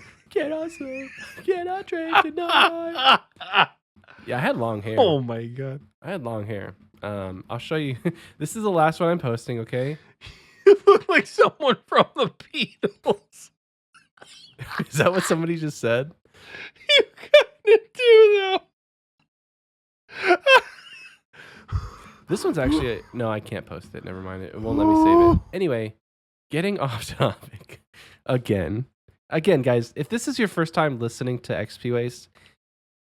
Yeah, I'm so sorry if you tuned into this podcast expecting RuneScape. I'm so sorry. If this is your first one, that's a big rip, brother. I'm sorry. We are drinking Gnome Cocktails, reminiscing about the good old days of MySpace. So do yourself a favor and go listen to the content you signed up for. Listen to another episode first, please. Hey, the one about Bible upgrades, great one. That was only 2 episodes ago. So all right, let's move on to another question. Thank you so much, Bucket, for those wonderful questions. So the next question, Oxie, do you want to read it? I do. I got it. Yeah. So this is from, and this is his actual name or her actual name or their actual name. This is Dildo the Great, but spelled Dyldo. Oh, you know what? I think like this is Dylan, a guy because their name is Dylan. Yeah, Dildo the Great. Where's What a name, Delido? King. If you want to be fancy. Dildo the Great. Dildo. No, we're going with Dildo. Hey guys, saw the tweet for the community episode, but don't really have any questions. However, I did want to say that you two are doing an awesome job and I love listening each week. I'm currently in school to become a history teacher and I'm in my final phase where I have complete control over the classroom. This made it so I don't have much time for OSRS because teaching is hard. So listening to you guys fulfills that RuneScape itch where I can't find the time to play. I feel this on a spiritual level because you can't play RuneScape while doing therapy. You really can't. Yeah. You really shouldn't. That's not. Could you imagine being in therapy? Your therapist is like, hold on, Zalra's going into Tan's face. You understand? Like that would be, as a client, like that would be a lot, right? GC on almost finishing student teaching, because I imagine that's what you're doing. Like probably almost done with undergrad or grad school, wrapping up student teaching. That's awesome. Yeah, I can't wait for the fabled 3-hour episode is how he wraps up this segment. Yeah. Careful what you wish for, brother. Careful what you wish for. Careful what you wish for. But yeah, I'm glad we can help fulfill your RuneScape itch while teaching. I'm glad to know what I assume your lunch hours or prep hours are filled with our voices. That's weird to think about that you hear us on your prep hour, but I appreciate it nonetheless. And I hope the gains are chugging along while you're teaching still. Big shout out to teachers, man. It's been a hard 2 years for teachers, and I don't think they get enough credit. So big shout out to them. We were in a call with some other RuneScape podcasters, and I don't remember who it was, but somebody said that a person in their community was a bus driver and would play the podcast while they were driving a bus around, like a public transit bus. And I just thought that was the funniest thing. And so I imagine that there's some people out there, like maybe you're a teacher and maybe you listen to us, but you don't have headphones. And I don't know. Are you playing this for your classroom? Because please don't. I so hope so. Nothing would make me happier. Okay. Nothing made me happier than someone getting up in the front of the class and be like, "You have an exam today, you little bastards. Nobody say a word." And the minute the exams go out, you just hear do do do do do because the teacher's doing whatever the hell they want in the background because like they're not taking the exam, they don't give a shit. And then you've got us talking about RuneScape with these kids in the background. That's awesome, dude. I just got a spinach roll from Niles. Get out of my essence mine. You're terrible. Yeah, that's awesome. I hope teaching's going well. I hope you wrap up soon and, finish that out. The student teaching aspect of it. If I didn't host this podcast, I probably would also be in the boat of like, I'm living vicariously through you. Keep going. But I can't do that because I am here. I have to live vicariously through myself. Kind of. Yeah. No. So just live. I have to live. I have to live and play this game and do this. So cheers. I have to live. That's hard. Once again, where are you? Cheers to dildo. On screen again. Never thought that's a phrase Michael would say out loud, but here we are. Cheers to dildo. Here's to you, brother. All right. With that, Michael and I have a whole nother drink to make. So we think we're going to go to commercial because we got to wash out our glasses and wash out our mixer things. We're going to go to break and we'll be back with everybody's favorite Blurberry special. And you bet your whole pixelated asses at least 2 more pages worth of questions. Holy smokes. We'll catch you guys after the break. Hope you guys enjoy this brand new commercial. I'm so excited. Bye.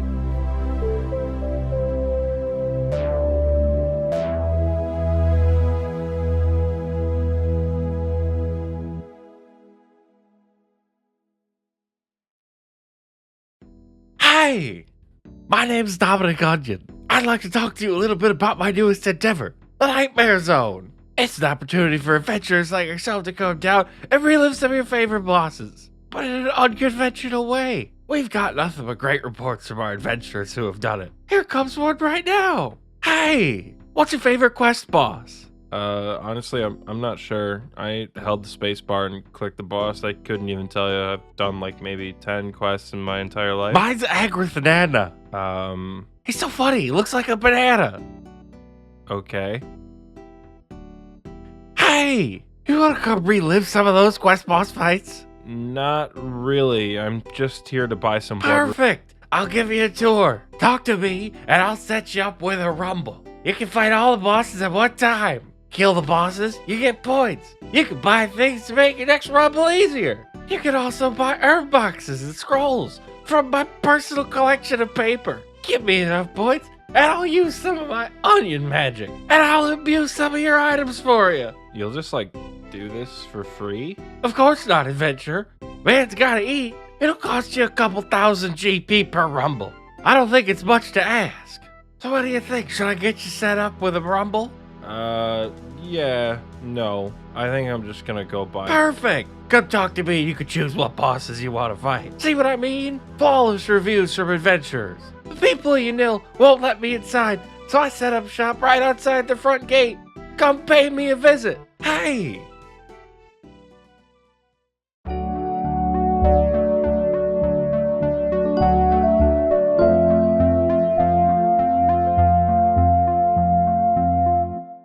Welcome back. I hope you enjoyed that commercial because I know I sure did.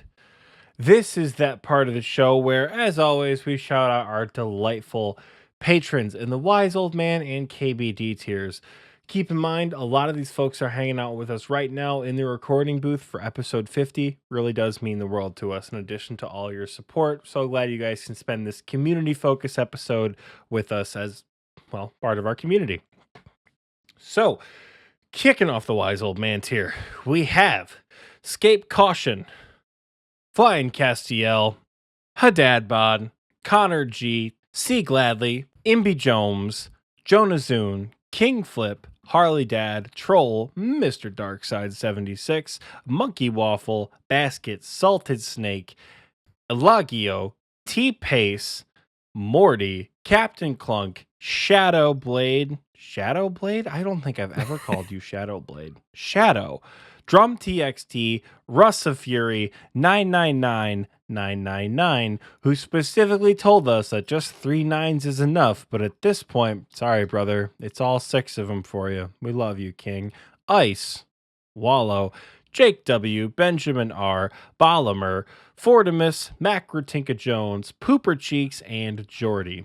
And, of course, that was the Wise Old Man tier. Filling out the KBD tier, we have Draven, our third favorite supporter, Ralph, P-Joint, Kroll, Cookies and Milf, Evan B, the Lord Jake himself, Spartan Fire, my dad, who without his Facebook, we would not have these grotesque photos I have put up on this episode, or will put up on this episode, and, of course, my own left nut, Hakuna Matata, Ryan. Thank you all so much for your support. It really does mean the world to us. The money's one thing, but again, the community means so much more. Again, it's never mandatory. So like the above and beyond that you guys go is just awe-striking. So many times we see a new patron, we like text each other. We're like, holy shit, we got a new Wise Old Man or we got a new KBD. That's how much at this point we're like, oh my God, people like us. Like, this is crazy. So yeah. Again, hanging out with you guys and being able to play RuneScape and sharing achievements and get apparently shitty drunk on Gnome Cocktails with you guys. It is a lot of fun. So thank you once again, patrons. Shout out to the Gnome Child and to Party Pete tier as well. You guys should have an episode that is either coming out this week or has already come out this week. February extra episode. Just depends on how well hungover Oxie can edit. We'll see. Michael, do we go on to a different segment at this point? No, we have to tell them it's patreon.com/xpwaste. If you want to join, we have many tiers for many dollar amounts. So check it out. And when you do, please connect your Discord account to your Patreon account and check out the channel that I have put an exclamation point on in our Discord. You will love it. I promise. Again, that sounds so creepy. The poll passed, by the way. We were able to fix the Patreon Discord thing. Yay! Thank God. That's a callback to last week. All right. So normally we go into like community question, achievement of the week. We're going to put that on hold for a minute because Michael, why are we here? We're here to answer every other question. I do want to say thank you. Wrong. Oh, wait, wrong. what? Wrong. I was going to thank them. We're here to get crunk. So, next up, we got the blurberry Wait. special on deck. Wait, Oh, please, my just 1 God. second. I want to thank people for still answering the community question. I've read every single one, and your opinions on the poll matter to us. It's not like we're just going to ignore that. A lot of people told us their opinions on the poll. So thank you for posting that. I don't think there's going to be a community question this week just because it's not really relevant. So if you still want to enter the giveaway, we have a giveaway that we're doing every week in February. So this week, you have already heard and already read who the winner is for the 2 bonds that we did for last week's episode. So this week, comment on our YouTube channel, subscribe to our YouTube channel, and you could win 3 bonds, 3 old school RuneScape bonds. That's either a month and a half of membership or close to 15 or 16 mil GP. And you know, and we know that you just listened to the Bible Upgrades episode and you are looking for something to purchase, but you don't have the money. Win yourself 3 bonds, and now you have the money to buy Rigor and Augury for your account. Just think about that. So head over to our YouTube channel. Links are in the description. If you're already on YouTube, thank you so much. If you're already subscribed and you still want to enter, just leave a comment and drop a like on the video. I know that was... Are you done Listen, promoting? Are you I know done that- selling out? I know that was a mouthful, but I thank you so much for everybody who has already subscribed. We really, really appreciate it. We're trying to push our YouTube channel because it doesn't get enough love. And we work hard on the video version of this podcast. So thank you so much. Yes, now I am done. Oh, thank God. Okay, so for the community question, if you answered last week, we're going to talk about it next week. Yeah. When we go back to more relevant RuneScape Sure. content. So this is a break from the community question, but if you answered last week, don't worry, we didn't forget it. Now, more importantly, drunk. So what we're going to do, we've got the legendary blurberry special Hell on yeah. deck. So get your shaker ready for me, brother. It's ready. Get a couple ice cubes up in that bitch. Do I have ice cubes left? I sure hope you do. do. We gooch. Road work ahead. I sure hope, Hope it it does. does. And if you've made it this far in the episode, just know these are actual alcoholic beverages. And if it No, they're fake alcohol. if it gets a little crazy, just know we're under the influence. All right. So But first we're things both first. home. If anybody was wondering, we're not in a studio recording this. Both of us are in our respective homes, and we are not driving anywhere. I'm going straight to bed after this. If we were in a studio recording, you bet your whole ass I would just do like an Andy Bernard and like sleep on the floor of the office. 100%. And 100%, this studio would be in my house. So then you would just sleep over. What makes you think it would be in your house? I own a house. You're an apartment. Well, listen. You don't have to flex your adulthood on me here on camera, okay? It's not fair. All right. Get your... You have ice. Delightful. First things first, brandy. Okay. Shot of Did brandy. we say what was the closest to that? For you, it's probably that The clear whiskey. rum? Oh, the whiskey. Okay. A whole that's shot of powerful. whiskey? Bruv. Well, it's supposed to be brandy, Mr. I have all the materials at my house already. Listen. Doom. I don't know if that caught, but I heard it. So, shout out to my Canadian family and friends on this big, ginormous bottle of whiskey. If you haven't already, please go to YouTube if you're just chilling on Spotify. This will be one of those visual heavy episodes. Yeah, this is one of those YouTube is definitely going to be far superior episodes because we're just going to be If you still lit and posting pictures. If you still but like listening to it, that's great. But please come to YouTube and check this out. And while you're there, subscribe and enter in the comments to our giveaway. Oh, that was so much better. all right. All right. That's the what's goose, next? baby. I said it Brandy? last episode. I'm going to say it this episode. It ain't my fault that I'm out here getting loose. Gotta blame it on the goose. Shot of vodka. Shot of in. vodka. Okay. I'm doing right? half shots, by the way. Half shots. I'm a lightweight, my dude. I I still have a child to take care of. I can't be like, wasted. Yeah. 1 shot of vodka? 1 shot of vodka, thankfully. Okay. And then we're following up with the gin. And following up with the gin. I can't believe you're doing half shots, man. You're breaking my whole heart here. I'm going to get the glug glug on this one. Ready? Yeah, you need the glug glug. I got that. This is You're effectively talking. just liquor. Hold on. There's no glug. Of course, there's no glug because it's half a shot, you coward.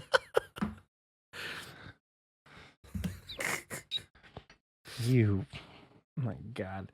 Next up, lemon. 2 lemons. 2? Otherwise, in this case, Otherwise- a couple comfortable swigs of lemonade. Hell yeah. Because we're not doing this lemon juice shit again. Okay? Yep. And then, finally, to top it all off, in the beverage itself, we're going to do a nice splash of orange juice. Okay. Where'd my orange juice go? Oh, there it is. What the dog? I don't know why that's where I went with that. Just a splash? Yeah, a comfortable splash of OJ in there, you know? Gotta get that vitamin C. Here's how mine's looking. Very similar to the last one. Almost identical, yeah. Blurberry, you're nothing but intuitive. Pretty good. He's an ingenious. Intuitive. Ingenuine. All right, give it a good shake here on camera for the boys. All right. Now, before we continue, the Blurberry special is garnished with orange chunks, lemon chunks, equa leaves, and lime slices.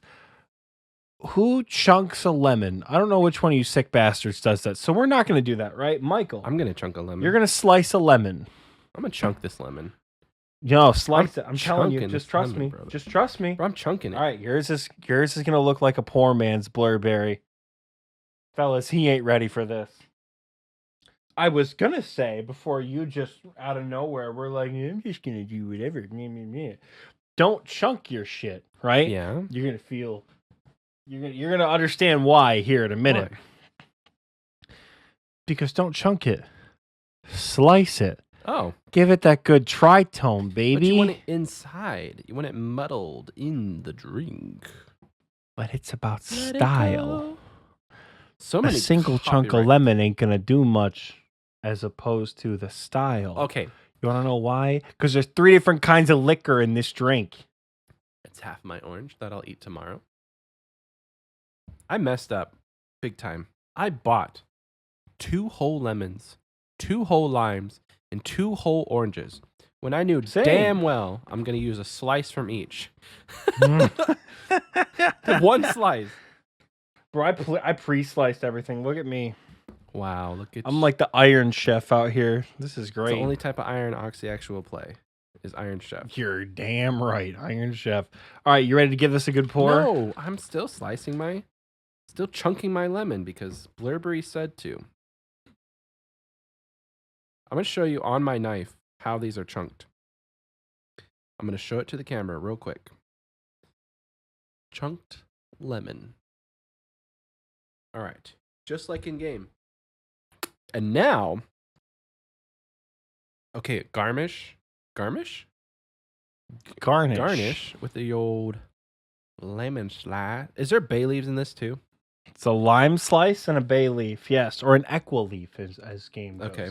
But according to Mod Ash, an equa leaf is basically just a bay leaf. So, All right. So because I'm pretty certain we asked him did. for the episode way back in the we day. did. And he responded ever so kindly. One day, mark my words, XP Wasters, we will have the God Ash himself on this podcast. And he will be talking to us. Mark my words. And God Ash, if you're listening, we want you on the show. I bought $5 worth of pineapple to have 1 pineapple chunk in a drink. Canned pineapple's expensive, bro. What do you want? I spent about the same. We ready to do the pour? No, I want to show you this. That looks fruity as hell. Snazzy. Damn, that's fruitier than I am. That's awesome. All right. I'm ready for the pour. Are you ready for the pour?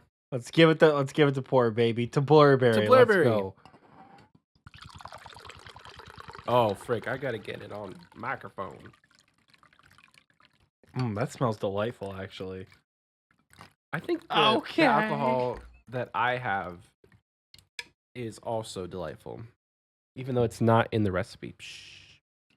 Yeah. If you would like to be a part of what we have here in the TNL Discord, make sure you're Michael? around for episode 99 when we do. I swear to community. God, stop promoting and cheers me. I swear to All God. right, Oxy, cheers.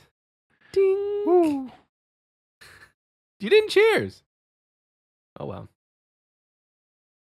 This is a 50-pound thing of alcohol I got That going is on so right here. much better than the last time we tasted this atrocity. This is some... Ooh. If this was in a actual bar, and say my friend ordered this before I did, and they're like, bro, got to try the blurberry special. And they give me a little sippy sip, and then I sippy sip it, and then I'm like hightailing it to the bar to order one. Holy smokes. XP Wasters, we're going to have the full recipe linked in the description. It's going to be the wiki page for Burberry Special because that's literally what we're working with right now. Don't make us seem like we're some gourmands. We're on oldschool.runescape.wiki/w/blurberry_special. That's the website we're on. But in any case, I know Michael and I are not drinking the same thing. Yeah, we are. But the juice, as opposed to like the actual lemon juice like we did last time, that was so bad. This is smooth. I never thought vodka, gin, and brandy in one drink would be as smooth as this, but like any of the boys going to RuneFest this year, Get ready. y'all ain't ready. Y'all ain't ready. This is gonna be good. We already said it in the last time we did this episode, or this type of episode, that we're going to be the cocktail mixers for the RuneFest boys, but I think we just figured it out. I have Sprite. Oh yeah. And I never once used it. Again, spent money on it. I thought I would use it. I guess I could have used it in this one. You know what? For my round 2, I'm going to pour this into this. Just a little bit. Don't overwhelm it. Or add a little bit more liquor. Good. Oh, so much. So that'll be my round 2. And we'll see how that tastes. I'm excited for that. Yeah, there's a lot you could do with this. Okay. If anybody has any other RuneScape alcohol recipes I think would be good, like for me, something I've always wanted to do was like a brew and a restore. Ooh. Right? Where you got two different drinks. The restore could be a really good, like, even just something simple. Raspberry vodka, maybe a little bit of blue curacao for some color. Pink lemonade, something like that. That might be a good mix for a restore, but a brew is supposed to taste like earthy and gross, but you don't really want that. So maybe like a limoncello, like a lemony flavored drink, a nice like strong shot for a brew. Immortal just said Dwarven Mind Bomb. I don't know what you're Wizard drinking, Mind but- Bomb. Immortal, Or- it's Wizard Mind Bomb, my dude. Or Dwarven Stout. Either is way. the one you're thinking of. So we didn't go with any of the beers because beers take months to make, which I wish we had access to that. I don't know any lore outside Hydra and Raids facts. I wish we had time to make the beers because that really would be a lot of fun. And I think that could be something Michael and I could experiment with and have a blast with. But unfortunately, because alcohol just takes so long to ferment like that, you know, when I used to make wine, it took like 2 or 3 months to like get it on the shelves minimum of the fermenting process. So I think I made wine in like July or August before I left for grad school way back in the day. And they didn't even start selling it till Thanksgiving. So You made wine and they it, sold it? way back in the day. Hell That's yeah, cool. dude. I tell yeah, Bye, Immortal. I used to make wine over the summer before graduate school, and that's how I spent my time. It was one of the best jobs I ever had. That's cool. Low key. Shout out to the winery I worked at. There's no way they're listening to this podcast, but if they are, you know who you are. You guys were amazing. All right. Oxy, are you ready for more questions, buddy? You damn right I am, baby. This is a lightning round because all of these are from our Instagram. So I asked all of these. I basically just posted one of those things that's like ask me anything, and these are all the responses we got on Instagram. Jake Bettini on Instagram says, "Can we get an Iron Man focused episode? Just started a solo Iron Man, and he is up to Winter Todd." I think we did that. Not gonna lie, didn't we? But it was our perspective on Iron Man, and we're not Iron Man. Yeah. So I think it was two normies yes. talk about Iron Man. That yeah, was two normies talk Iron Man mode. Yeah, I think that was the episode. You're sort of like theorizing for group Iron Man. Yeah, we could make that happen. Maybe Michael and I will like make Iron Man over the summer, and then from like May to August, we'll report back in August, something like that, like what the Iron Man experience was like. Or I'm gonna hate it, but you never know. Or we could just play our group Iron Man accounts that we already have and report back. All right, you want me to read the next one? What RS3 content could OSRS benefit from, if any, were to pass a poll? This is from Iron Secker. So EOC is a big no, obviously.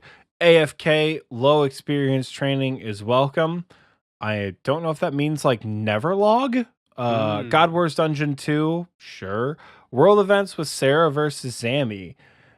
That one is very interesting to me in particular because there was a point brought up, I think it was in a buy release video, that like in RS3, you're the world guardian. You're literally a god. Really? Like you have stopped chaos over and over again, and they finally recognize you for who you are as an adventurer. You are, again, the world guardian. In OSRS, you save the world like countless disaster after disaster, and nobody gives a shit. I think if they brought like the gods into the main land or whatever, it might kind of throw off that perception and kind of make it a little bit too like blown out of proportion. Not that there's much sense of adventure anymore, but like any of it there was, any sort of like humor around that, I feel like would be taken away. Because like it's admittedly a little funny when you do DS2, but you haven't done Song of the Elves like I did. And when King rolled is like, we have to assemble all of the leaders together, call whoever, call King Lathis. And your character's like, are you sure we should bring King Lathis? And he's like, yes, he's the esteemed leader of Ardolian. We have to bring him. And your character's like, I don't know about that. and he shows up anyway. Like, that's funny, right? If you were just perceived as this like god-killing god, I don't know. What RS3 content could benefit? More PVM, of course. Of course, the tool belt. First and foremost, unpolled, integrity change, tool belt. Please, for the love of God, tool belt. I think that I'm going to go the skiller route, and I think that the smithing rework should definitely be something that they heavily consider. Just because it works so well in RS3, but like a lot of reworks I think could work for like old school. And you could still keep it old school. You know, like it doesn't need to be so game breaking that you lose what old school is, but I think that we still need this game to progress. And the fact that a tier 99 ability, aka 99 smithing, only gives you the ability to craft a rune two-handed sword. So right now, the only thing that benefits is people who are doing like smithing so that they can sell it to people who high alch. So like smithing past, what is it, 80? I think 88 is the highest for a diary.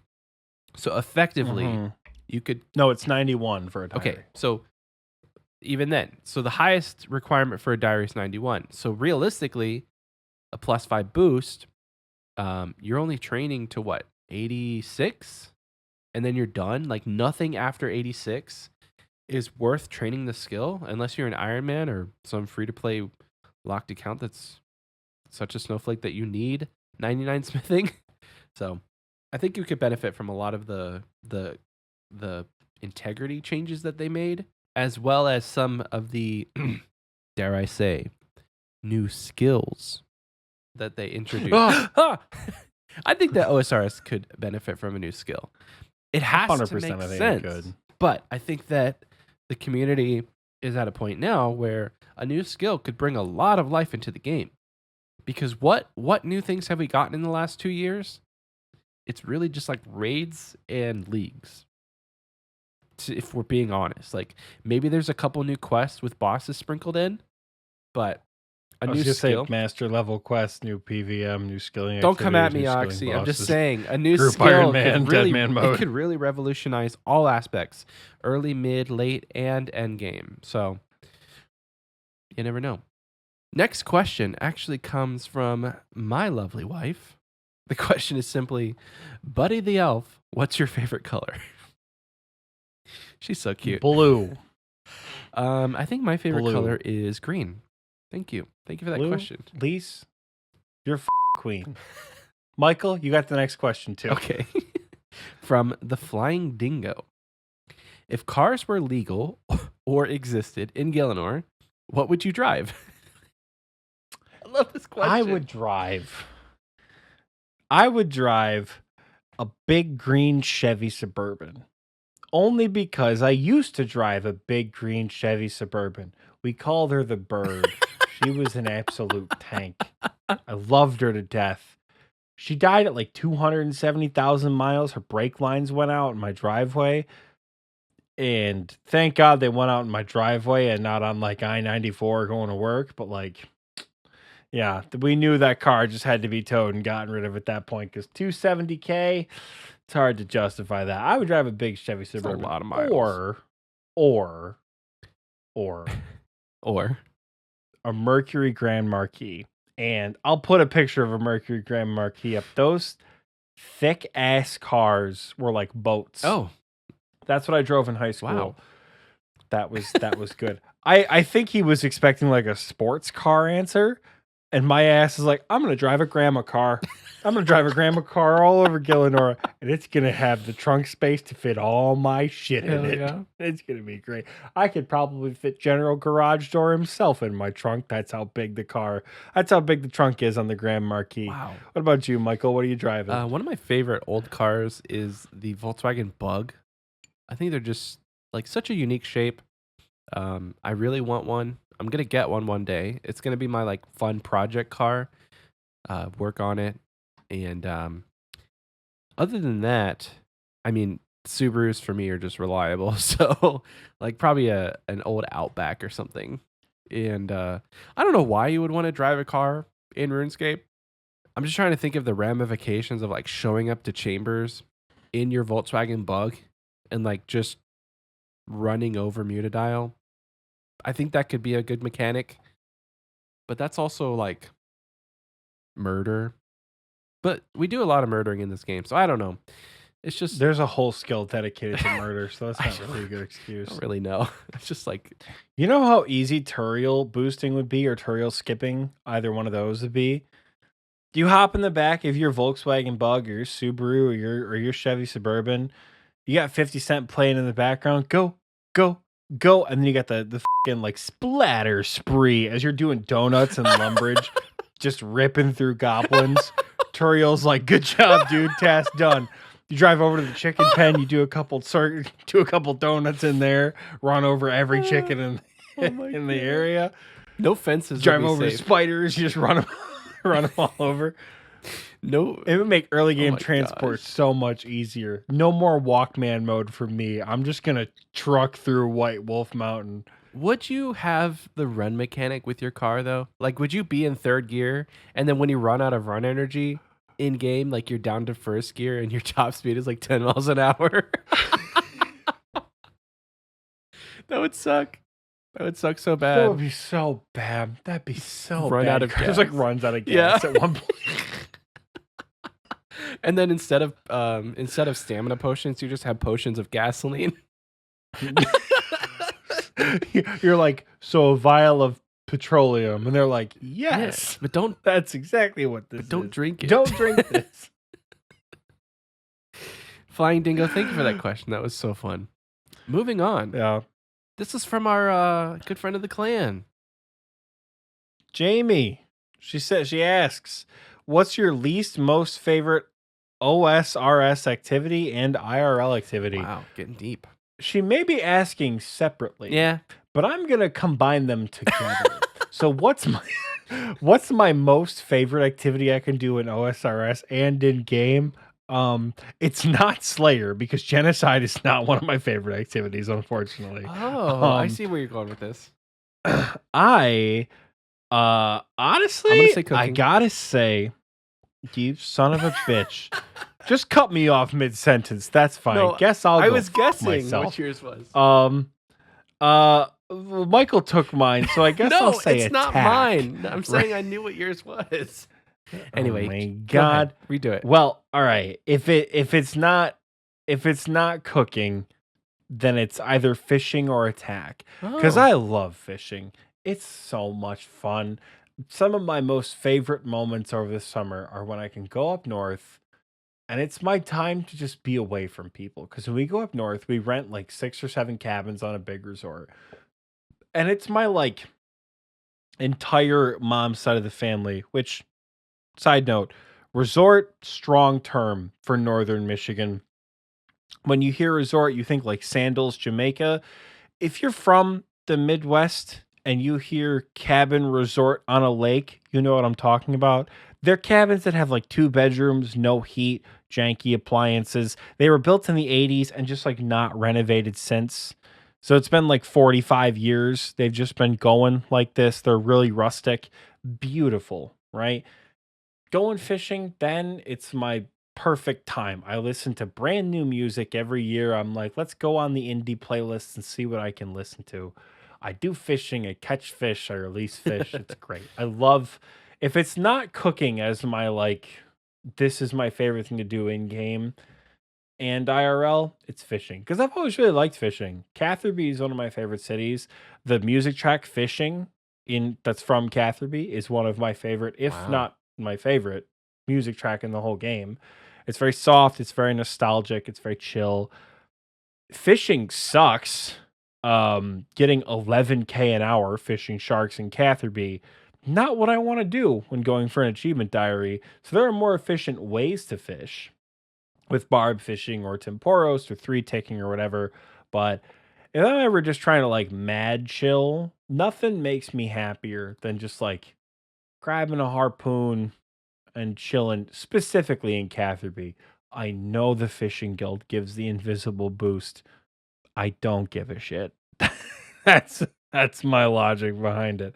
So yeah, that's probably what I would say. And I would say attack because fencing, but I'm not nearly as good at fencing as I am fishing. So what about you, Michael? So since I rudely interrupted you, I do apologize for that. Son of a bitch. I'm gonna give you 2 guesses to see if you can guess what mine would be.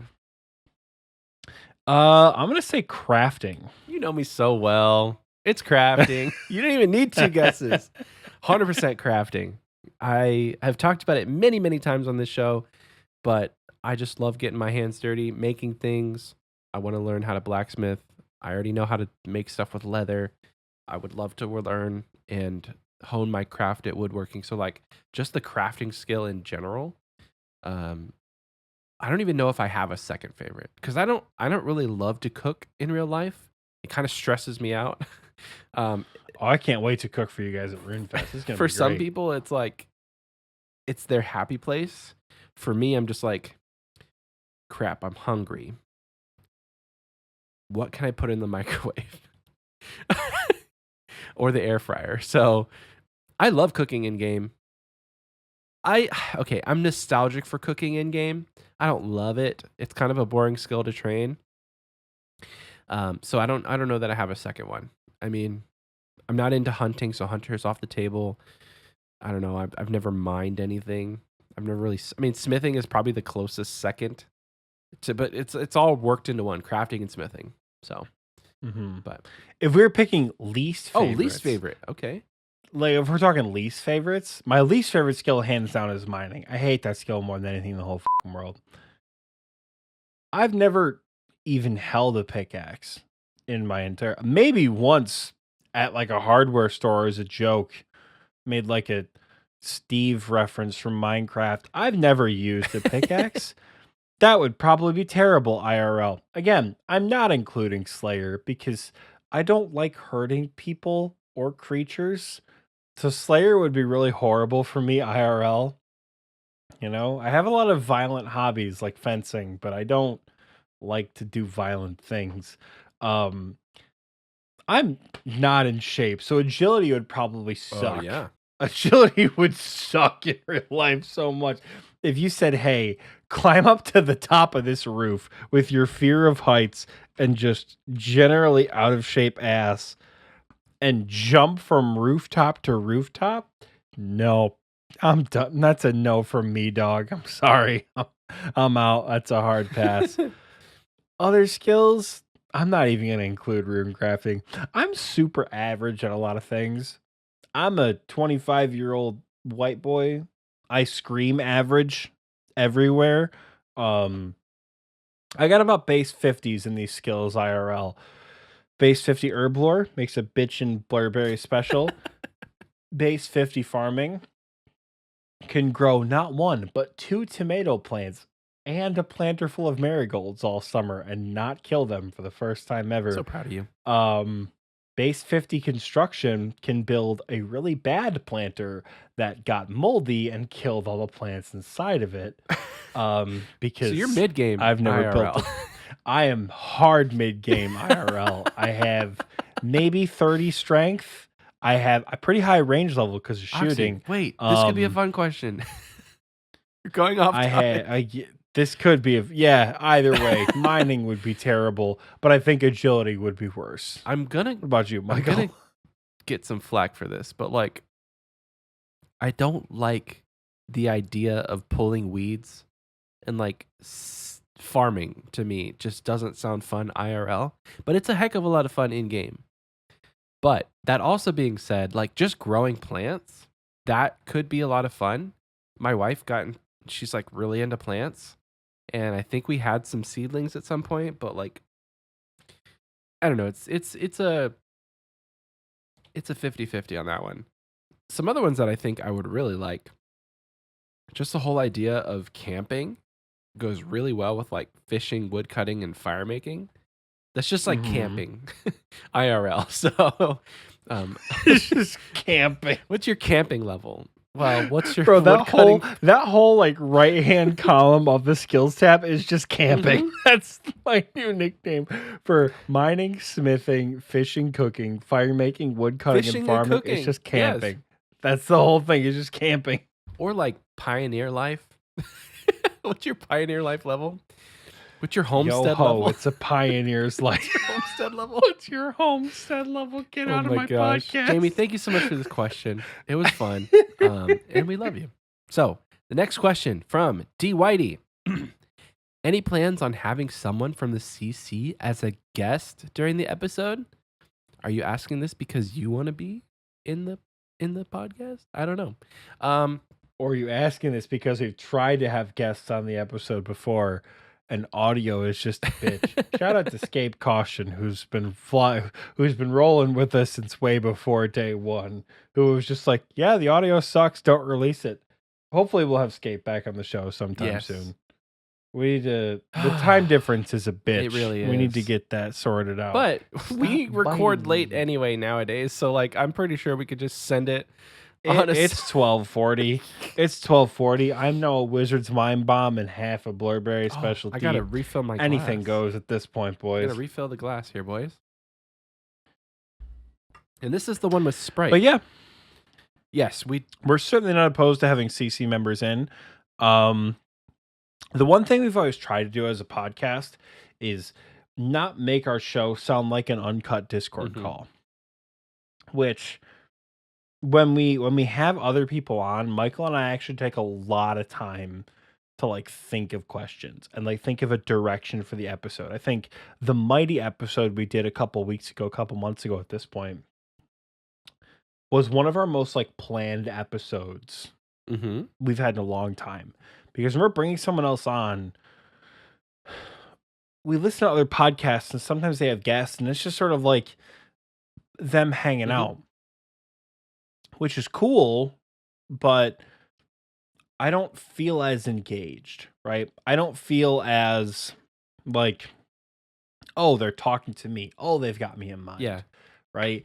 They're just like hanging out with somebody else. To me, when guests are on without like, I'm going to use the term purpose, but like take that with a grain of salt. Like when guests are on without a purpose, it feels like I'm like a third or fourth wheel, just like hanging out in the room. Yeah. Because you've been in that social situation, right? Where like everyone there is friends, but you just like only kind of know them and they're all talking and you're just like in the sidelines. So whenever we bring someone else on, Michael and I have actually recently had this conversation because we have some potential guest ideas that like may or may not work out. We'll see.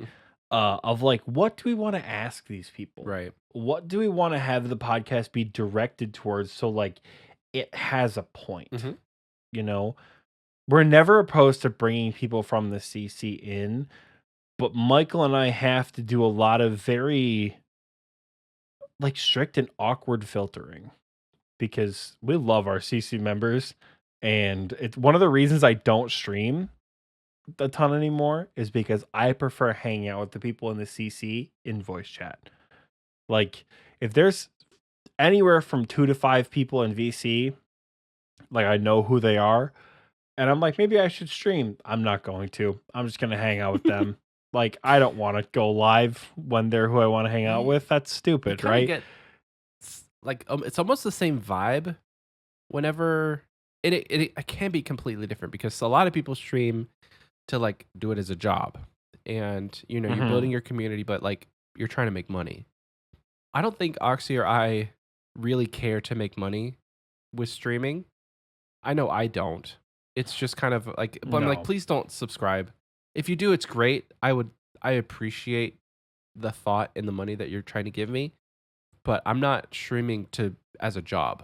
So you get almost the same kind of fulfillment when you just have a VC or a voice call and there's like 5 or 6 people chilling in there and you're all just hanging out. And maybe you do end up, you know, sharing your screen and they're watching you and they're commentating on what you're doing.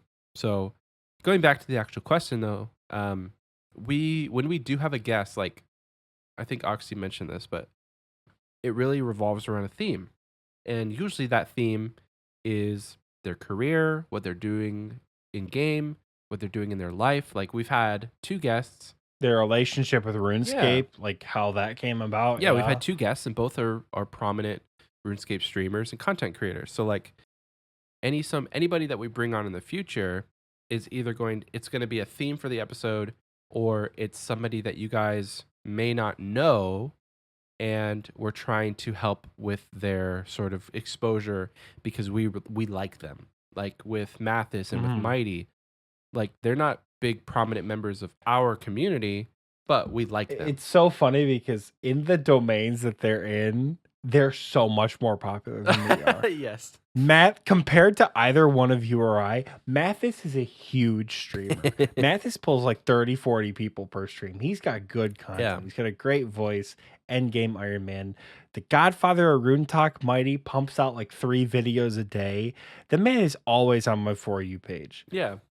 Well, literally always on my For You page. So in the domains that they're in, respectively, way more popular than you and I are. Whenever we had Mathis, so like that's so cool to have people. Yeah. on. Well, we had Mathis on episode 4, And I don't think he was. Yeah, and he was still growing though. He was still pulling like 20 viewers a stream back true. then. Like Mathis was like breaking into popularity at that point, and it's been so cool to watch his career just like skyrocket. I remember his Inferno streams had like 80 people Oh my watching. gosh. That was so That is hype. I do a crazy. lot of lurking. I'm like I said, socially awkward as shit. And I end up lurking a lot in people's streams. So to see that kind of growth, like I said, in both fields, way more popular than Michael and I are. Right. And like that's so cool to bring on. So, you know, things like that are things that we have to consider just because like we know that if we had an uncut Discord call, you guys would probably still listen to it and probably still like it. It's for Michael and I. You know, like we wanted to keep our show how we visualize it as like a Michael help me out here. I don't want to say like well refined because that makes us sound way too bougie, but like I you think know, it's just there's a point Yeah. to bring other people on, I guess. you guys, you could join our Discord and hop in a VC with Oxie and I, and have that unfiltered, uncut audio that you're looking for, and you could do that for free. And we're literally in Discord like 7 all days the a week. time. like unironically, we are there all the time. So yeah, there's just a level of quality that we want to bring with these podcasts, and sometimes having just a random person, while it would be fun to get their perspective and things like that, we definitely want to have a theme. So, thank you for that question. Who was that again? So yes, asterisks. That's our short answer. DYD. That's our short answer. Appreciate that. Yes, asterisk. All right, trying to prevent burnout. What are your favorite non-efficient things to do in OSRS? And this is a question from Baxley, also a member of our Discord and clan. Non-efficient things to do in OSRS. For me, I just got the skis from the birthday event. And yesterday, my house is winter themed.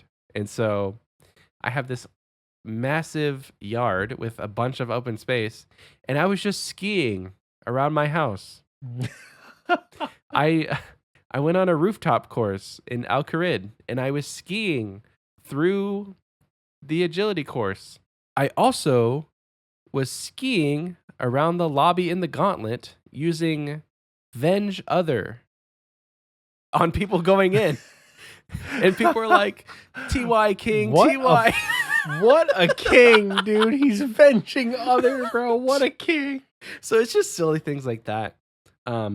We often will have like what is it? Like a quiz night. What did we do for Halloween? We did like a trivia night. Oh, the trivia night. That Oh my was God. so That was so fun. much fun. The trivia night was so special for me too. Cause like, how many times in my life have I tried to plan events where I have this big grandiose idea, like a bunch of people will show up, and there's a grand total of like 0 people that arrive. I was so anticipating literally no one to show up to trivia, and having a maxed out Discord voice lobby reading these trivia questions, it made me so happy. I cannot wait for another trivia night or something in the clan hall that like people could come out to. Oh, I'm sorry to stop mid podcast. Draven just said got the fire cape, Hell the first one of his yeah. life. That's the achievement of the Hell week, yeah. baby. Draven with his, is that your first fire cape ever? Let's go. Oh, I'm so drunk for first fire Hell capes. But, yeah. oh, that's so exciting, dude. Huge GZ. Bro, We got a fire cape mid podcast. Let's go. I'm getting drunk, He's- fellas. He's popping the drinks because of it. Well deserved. yeah. GZ Post a Draven. picture. Man was probably shaking with us in the fucking background talking. Oh man, that's Honestly, so exciting, Oxy, dude. Congratulations on the he- first fire To cake. be honest, he probably had us muted. 100%. I would mute the hell out of myself. I think Darkside said earlier he got up to pee and tried to pause the podcast and forgot that he was in the recording booth. Oh, funny. Oh God, I love this community. I love this community so much. What is my favorite non-efficient thing to do in OSRS? Let me tell you, I don't do much efficiently in this game. one of my favorite things to do is actually, funny enough, an activity that if you ask anyone who knows me really well, is one of my least favorite things to do in the game. Chambers Zarek. Scuffed Chambers gives me life. Oh yeah, it's so when fun. we are just like straight vibing, making 1,800 filled vials of water, like unironically making 10 anti-poisons for the pre-pot. Like the most inefficient chambers possible. No skipping, no sweaty tactics. Just Mole like slippers. we put bounties on each other's head. Exactly. Mole slipper raids, clan cloak raids. Like, I'll give you 5 mil if you PK Michael during Ohm head phase. Like that kind of raid just gives me life. Normal chambers makes me want to put a hot glue gun right up to my nipple and just put the whole thing on it. But like scuff chambers, oh, it's so much fun. No. That's why I've actually had a blast chambers in leagues, because we look like shit. And our DPS is shit, but we can still no prep. Hell yeah. Inefficient bossing period for me is a lot of fun. I think a couple weeks ago, people had like one of our boys, I don't remember who it was. One of our boys got crashed at Mole.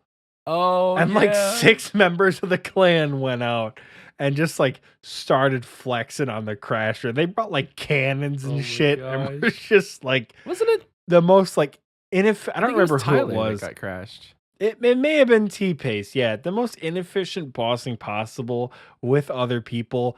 Cosplay Corp. Oh, I was That's gonna so say much that. fun for me. Sandwich Lady Corp. So good. Just like doing content that is grindy and irritating, but doing it in the stupidest way possible is my favorite way to inefficiently play this game, I think. Yeah. For sure. There's a lot of things you can do outside of the general norm. Just take something that is super sweaty, like that's relatively completable. So like, I'm not saying go to Theater of Blood in your Sandwich Lady outfit, but maybe send like a story mode in free to play gear and see free to play story mode could be a lot of fun. I don't know. There's just a lot of stuff. If you want ideas, definitely post in the XP Waste chat in our Discord and see what else other people say, because I'm sure there's a ton of things that we haven't thought of, because I am 3 drinks deep into everything and I can't formulate a coherent sentence. And we have a lot of questions left. Oh no. Yeah, you could tell Michael and I are lightweights because like we can hardly read what's going on right now. Baxley, thank you for the question. So this one comes from Spadukin. What is one poll that didn't pass the community poll that you wish did? That's a good question for someone who's far more sober than I am. Oh no. What? Only because it's from recent memory. I kind of wish that this is going to be a little weird. Offensive offhand from the combat achievements. Oh, okay. Because I think having that as like a throwaway item in some situations would have been helpful. Like I picture it as you get like 100 of them from Gomel or whatever, kind of like you would an Artie cloak or Karamja gloves or some shit like that. Something that like doesn't matter, costs like 100 GP, whatever, who gives a shit once you complete the combat diaries. And this offhand helps your attack so you can use it at Corp, or you can use it at Theater of Blood, or you can use it at Chambers to land Dragon Warhammer specs. And then you switch back into an Avernic. They kind of did that anyway with the Gomel's Hilt. It's an offhand item, but it has no stats. And I think that's probably what they would have used, is like the hilt as an offhand. I feel like, which again, problem with the polling system, they develop these things before they pull them. So they'll fully develop this offhand that has a bunch of stats, and then they'll ask the community what they want to do, and the community will say, no, you, take that away. And then they're just expected to like fill it in with something else, which is hard, right? So I have no fragments left to level up. Hello? That's not true. I'm really fucking drunk. Holy shit.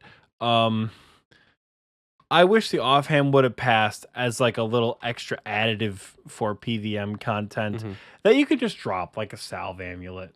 I It's think it just would be me. interesting. Like, there's not a lot of. I don't think there's any offensive besides the Avernic offensive offhand, but I don't think there's any reason why it shouldn't have passed, other than just like people being sweaty and I don't know. They should have said, and this is how I think they should word most polls, and we'll get into this next week when we talk about the community question, but like, don't fully develop content and then say, should we do this? You've already done it. Like, just give us a Yeah. concept and ask, should we do this? And then make it a simple yes or no. Would you like to see an offhand? Yes or no. If they say yes, sure. Then you develop it and you make a game and you develop a game Yeah. and you do it how you want it as a game developer. It seems like a pain in the dick to like spend weeks developing something just to have a bunch of like, just to have like 26% of the community instead of the 75%, have like 74% vote yes. Right. And the 26% of the community is like, no, That's like- I don't want that. listen. Like that's to take weeks to code something and then have some. I'm You have- sorry. The polling system is so You have broken. 100 people in a sometimes. room and you say, do you want us to give you desserts? And 26 people say no. The other 75 people or 74 people that would have loved a dessert have to suffer now because 26 anti-dessert people said no. It just doesn't seem fair. Yeah. 74%. A lot of issues with the polling. I don't know. I think the final number for the offhand was like 68% voted yes. So like there was Way more than significant pushback. It's like way more than half. I would still like to know why. If you're from the high level PVM community and you have an opinion as to why an offensive only with no strength bonus offhand should not be in the game, please let me know. It's not a judgment. I'm very curious as to why that would have negatively affected some pieces of content. I'm also going to read the next question as well. Are you? Thank you, Spadukin. Thank you, Spadukin. Do you have an answer to this question, do. Michael? I'm going to be completely honest with you. I don't know. Spadukin, I am so sorry. But there was a recent poll where everything passed but the last question. And it might have been the Guardians of the Rift one. But whatever that last question was. Did something from Guardians of the Rift not pass? I'm going to beat somebody's ass if that whole poll did not pass. I swear to God. Oh, it was the ring. Okay, thank you. Shadow just reminded me. The ring didn't pass? No. It was the ring passed, but they wanted to make the ring free to play. Oh, free to play. I dude, that's said fine. yes, and I thought that ring should have been in free to play. Because why not? It's just a nice Law Rune sync, and it doesn't change any. It does change metas, but I want to disrupt the free to play Iron Man grindy snowflake metas. I just really want to. Okay? Anyway. The man's out for chaos. So yes, my answer would be the poll with the Guardians of the Rift, where the ring of elements or something didn't pass. I just want to disrupt the free to play meta. The Snowflake Iron Man need a new meta. I gotta level with you guys. In my Blurberry special state, I didn't even know they had a question for free to play. So I probably just voted blank. My cat just jumped up the wall. I'm Oh, no. sorry. That was a good question, Spadukin. Really wish I could have answered it sober, but I'm glad you asked it, because let me tell you, I'm a little bit too toasted to be recording a podcast, but we still got a We have couple questions. 3 more left. questions. And this next one, arguably, Let's see if is we can probably get the most through this important. without passing out. Do what? This next question could be an entire episode. I think for a period of time, it was an entire episode. This one comes from Jay Nips. Probably been asked before, but I'm kind of new around here. How did you and I wish this was an exaggeration what I'm about to say, Big Daddy Ox meet? And bonus question, where did the idea of XP Waste podcast come from? I'm 30 odd episodes deep and freshly returned to OSRS, and the whole TNL community has been hugely motivating. Cheers from Australia, Jay Nips. Thank you, Jay Nips. Glad we've been able to help you out with the grind. So, Michael and I, remember episode 36? Of course you don't, because it didn't air. Because that was the episode with the scuffed audio from Scape. That we said we won't air because it was an error on our part for like not checking Scape's audio well enough. Like we should have done a better job, Michael and I, of testing Scape's audio and making sure like the noise gate was better. It's not Scape's fault at all. He was recording at like 3 a.m. his time, right? But the noise gate was so rough that the audio didn't come through. It was unlistenable. It would be like if I said the sentence, "The fox ran over the fence," you would hear the noise gate was horrible, right? And it's again not Scape's fault at all. We did a whole episode on that, and it's just lost to time at this point. That is literally like 2.5 hours of content that I wish you guys could have gotten, because that was, I think, one of the first 2-hour episodes. It was like the longest episode, period. It was nearing like 3. That was 2.5 hours. Yeah, we were really stretched out on that one. TLDR, Michael and I met through a mutual friend of ours named Link. She's no longer in the community, but you know, if you ever want to come back, Link, you know where to find us. No hard feelings for anything. Jesus Christ, I'm intoxicated. Drunk thoughts are the real thoughts. Still stands. Drunk thoughts are the real thoughts. Yeah. If you ever want to come back, Link, you know where to find us, girlfriend. Bonus question, where did the idea of XPA's podcast come from? So fun fact, Michael DM'd me on February 11th of 2021, which I meant to tweet out, but forgot to tweet out on the anniversary, where he was like, hey, I'll put the DMs on screen right now. He's like, hey, do you want to start a podcast?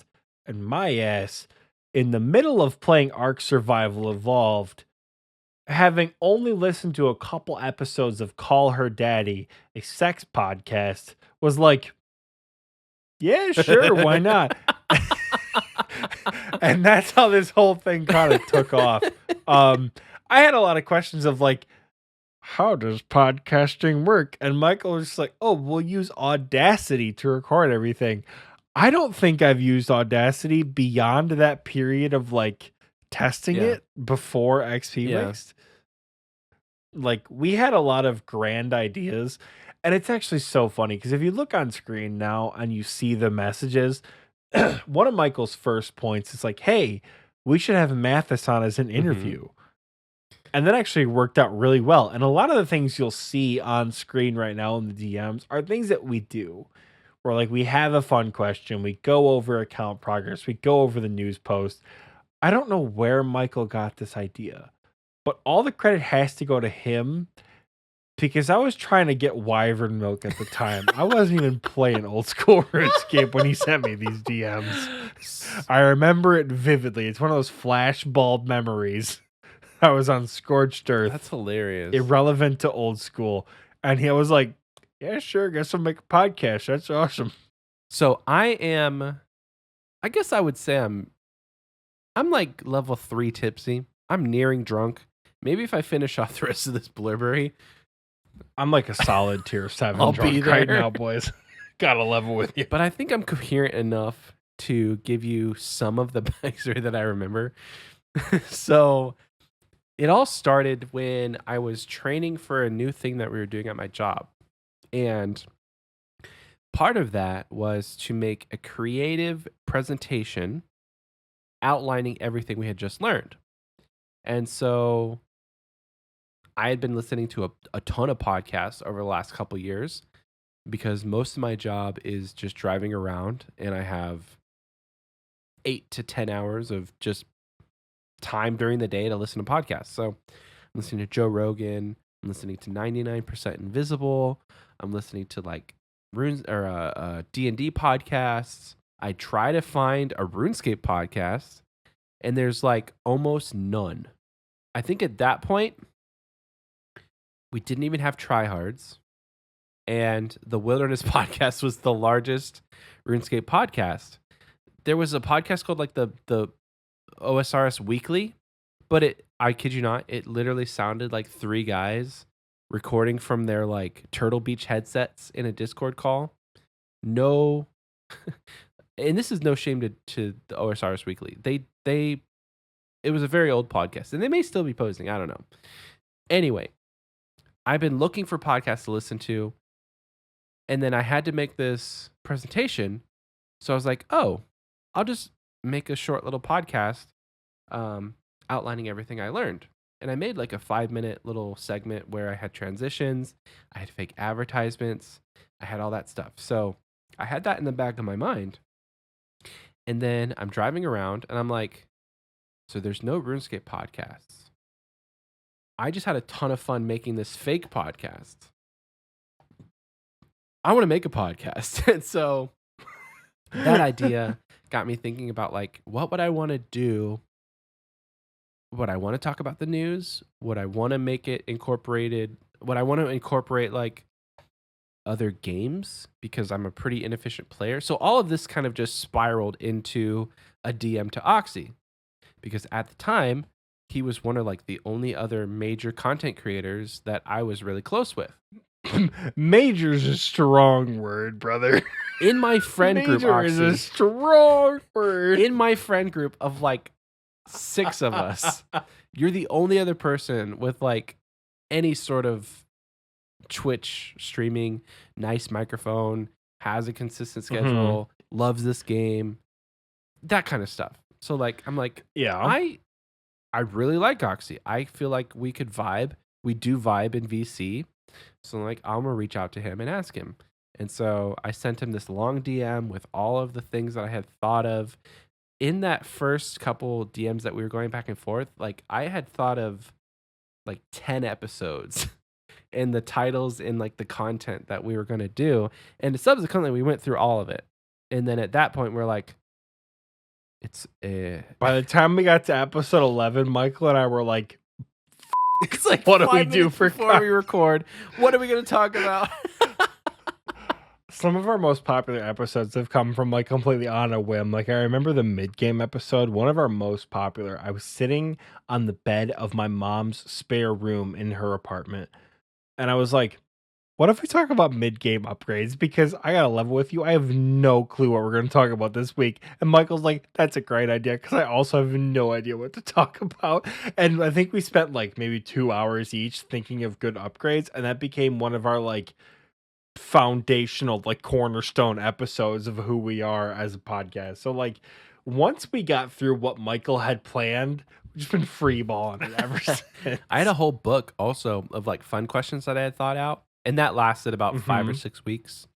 And every week we've just been like, and this is no shout out to the shout community, out to the community for hard carrying the fun You guys questions, are awesome, dude. but we do that because it's fun content. I think it's fun.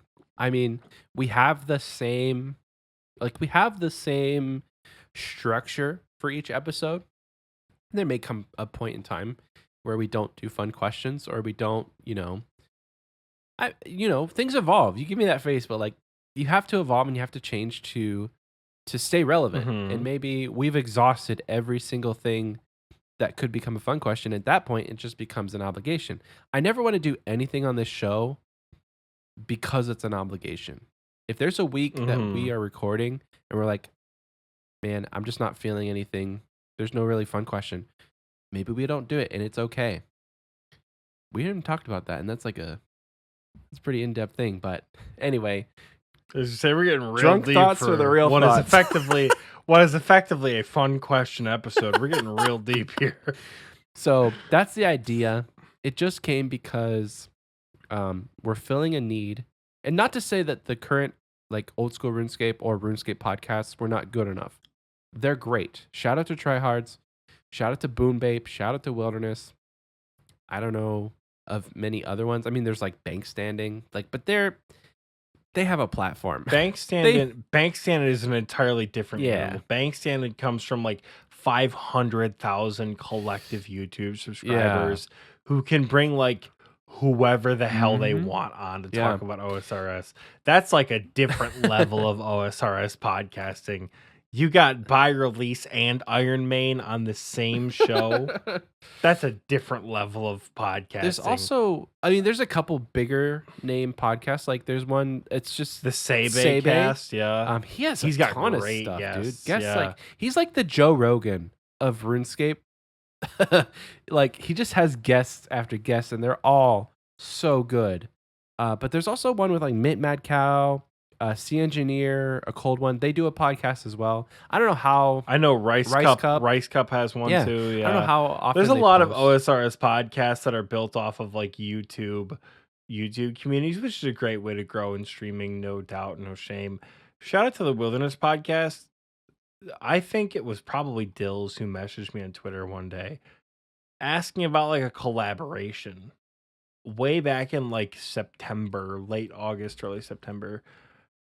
And as always, I thought it was a scam. Oh no. Because I trust nobody. So I'm like, yeah, Wilderness Podcast, my whole ass. Let me look into you guys. They had like 160 episodes on Spotify at the time. I was like, holy shit, these guys are legit. I'm like, maybe this dude's not trying to scam me. And I listened to one of the episodes on the way home, and yeah, all of the RuneScape podcasts that are out there, like we said, Wilderness Tryhards, Boom Pape, Dorks and Taggers, all the RuneScape podcasts, go give them a listen that aren't ours. I'm not a big podcast listener. It takes a lot for me to listen to even my own show, especially weeks I edit. There's not a chance I'm listening to this shit on Spotify. But if you're a podcaster, check out other shows related to RuneScape. When I end up working from home, and I like my dream job right now is to just find something that I'm working from home, I probably will fall off of most of the podcasts that I'm listening to. But right now I'm listening to like a bunch of D&D podcasts. I'm catching up on all the RuneScape stuff, Dorks and Daggers, like you said. But yeah, give them a listen. You won't be disappointed. I do find that podcasts distract me when I'm trying to write notes. Oh. Because I'm trying to like type my thoughts while other people are talking in the background. It's really weird. Which is a good transition into our next question. Get at it. Burning questions from Young Mac. I'll ask this one for you. All right. Shout out to Young Mac, who I'm pretty sure, Michael, correct me if I'm wrong, Young Mac is the only person I've ever been with in a next kill to get me a split. I have never seen a drop from a clan member besides the ancient hilt that Young Mac got. I think that's true. I'm almost positive it was Young Mac. Yeah, I think it was Young Mac who got the ancient hilt on our next match. I just want to give him a shout out real quick. Like, we have the gear setup and recommendations channel in our Discord. It doesn't get a ton of love, but like if you scroll through this, it's almost always Young Mac asking how can he improve his setup, and I just love that. Like, he's going to do something, posts about it in that channel, and gets the community feedback about it, and that is top tier. Like, you can only ask your questions in that channel if you ever have any questions, because we love helping people. We created that channel one day, the gear setups and recommendations, like back in the summertime, because somebody was asking me like what gear I take to kill Venenatus. And they're like, oh, I got a spider's task. I'm going to kill Venenatus. I'm like, you ever done it before? They're like, no. I'm like, then don't. Just don't even bother. And that led into like a whole conversation of what gear do you take for wilderness bosses? And then I think it was like Jamie and I and a bunch of other people were like, it, we're just going to create a Discord channel for this. And I think that's how it started off. It was either that or Immortal suggested it. I honestly can't remember who. It may have been Immortal, honestly. Yeah. Jamie or Immortal, shout out to both of you guys for helping folks out in the CC. There's a question from Young Mac, who we just went on this whole tangent about, but we love you. Thank you so much for being a part of the community. Young Mac has 3 questions. I think 3 questions. Yes. One specifically for Oxie, and then one for me. So I'll read the one, Oxie. What made you choose to be a counselor therapist person? IDK if that's IDK if there's a difference, and if there is, I don't know. My recommendation for not knowing the difference is to go to therapy. Oh. I always recommend men go to therapy, but I'm a little bit biased because I kind of want to specialize in men's therapy. To give you the abridged, take that with a grain of salt because I'm several drinks in. Abridged version.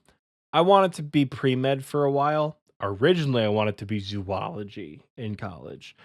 Then I heard about this major called neuroscience, and I was like, yo, this is so cool. I want to do neuroscience. And then I was like, neuroscience is pre-med. I'll just be a doctor. That'll be so cool. They'll call me, what would you guys call me? Dr. Oxie at this point, right? That'd be so cool. And then after years of the pre-med track and like working in a facility for people with brain injuries that like, I don't like medicine. I think we would call you Doc Ox. I 100%. I would love to be called Doc Ox. I would have loved it. I definitely thought about it in college. Like they will call me Doc Ox and it will be sick. Unfortunately, that is not how that played out. Around the same time, I was really freaking depressed.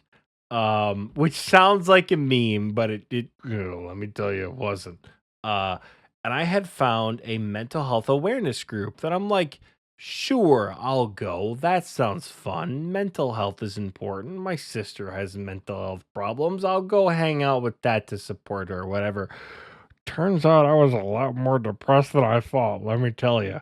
But during one of these meetings, this guy got up and he's like, hey, I want to start this group of like peer support people. So like college students can have therapy effectively free with other college students. And I'm like, okay, that sounds real good. That was my junior year. So I joined this group my senior year and I started working with psychologists and other students, and we became this whole organization that led what we called peer to peer support groups.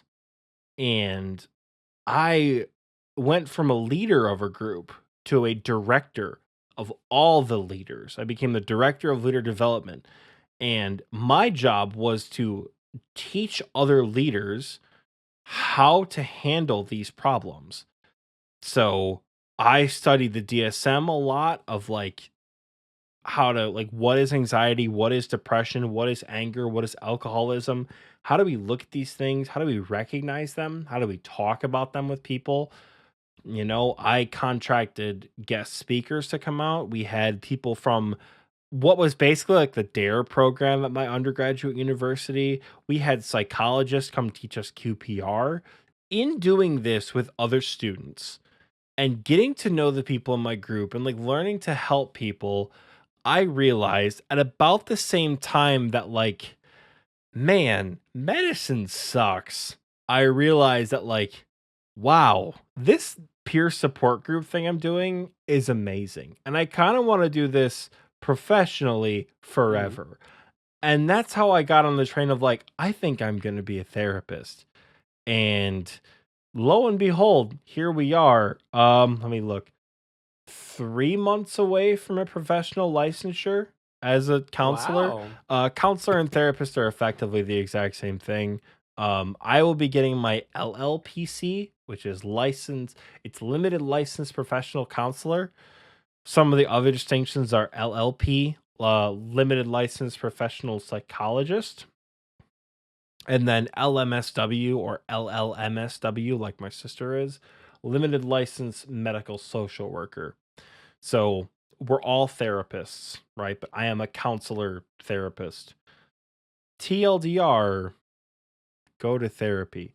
Yeah, college is a great formative experience. And if any of you undergraduates are out there listening to this, or any graduates are out there listening to this, send it for what you really feel passionate about, because that's how I ended up here at the grad program I am right now, because I just was like, you know what I'm not going to do? Take the MCAT, because that sucks. I'm going to do something totally different. Which ironically, not ironically, I suppose, during my gap year, you'll never guess what happened. What happened? OSRS came out on mobile. Wow. So, had I gone to medical school, I probably wouldn't have had time to play OSRS on mobile. Yeah. And thus the gap year. It's one of those weird domino effects Sure. of like, here we Butterfly are. effect. But, yeah, exactly. Wow. So we do have a question from Michael here too. Michael, why did you choose whatever job you do? I don't know if you mentioned it in the podcast. I think you did. You mentioned it to me. This question's funny for me. You've mentioned it to me a million times. I know what you do, but I don't know if you've mentioned it in the podcast. And how are the 10-hour shifts? Ooh. So I effectively deliver people's technology to them. We have major partners in the US, and we deliver phones, tablets, watches to people in a white glove service where you order online, we bring it to you, we help you get it set up. And I was working at a very large technology retail company that is a fruit. If you put that one to, put two and two together. I was working there. I worked there for 3 years. And at the end of my 3rd year, I was just burned out. Retail, not for me.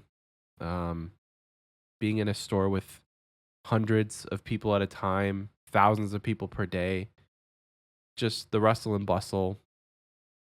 It got to be overwhelming. I was in the tech support of that. How big of a fruit store did you work at? There were hundreds of people at a time. That sounds so awful. How did you go through that?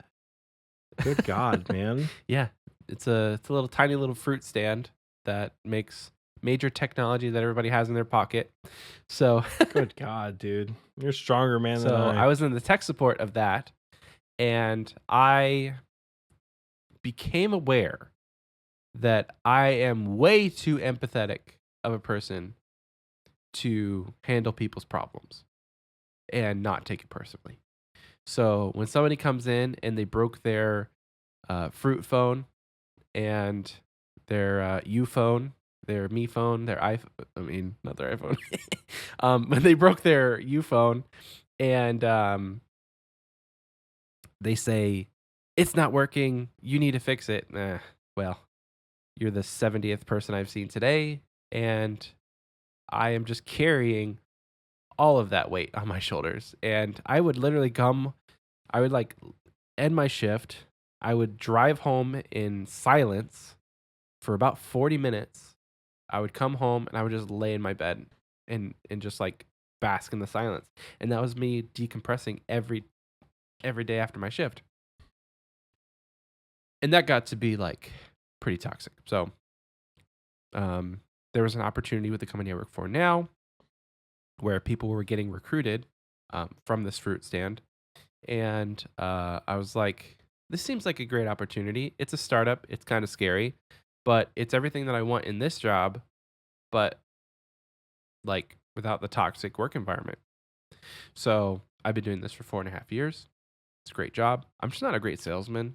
And the job is a lot about sales right now. And so, yeah. 10-hour shifts are amazing, by the way.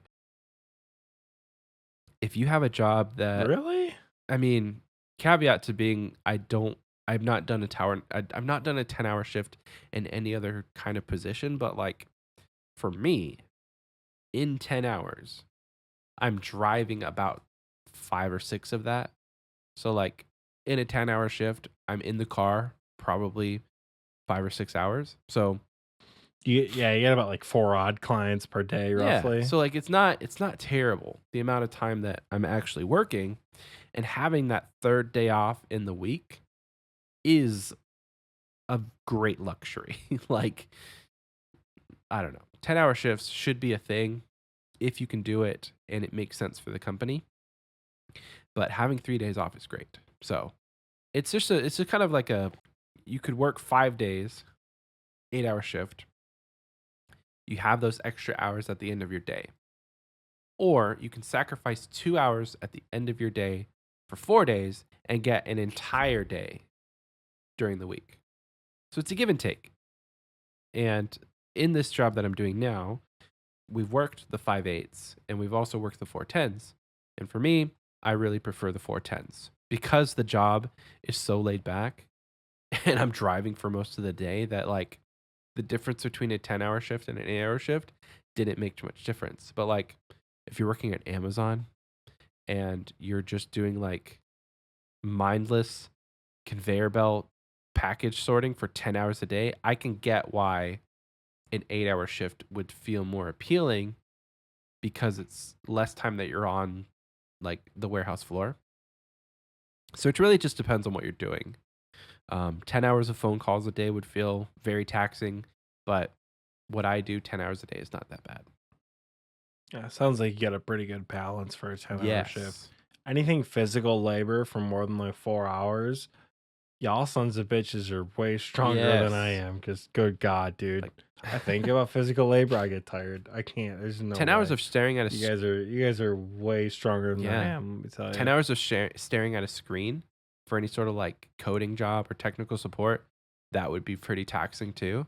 Like I know that there's probably people who are on their computer for 10 hours a day, but you can't like walk away from that and not feel some But eye for fatigue. work, Yeah. it's so much harder for work than it is for like leisure. I think I woke up today. I did a double for fencing yesterday, so we swam and then we fenced. And I was physically exhausted. I think I woke up at like noon. From noon to what is now 1:30 a.m., I've been on my computer basically all day long.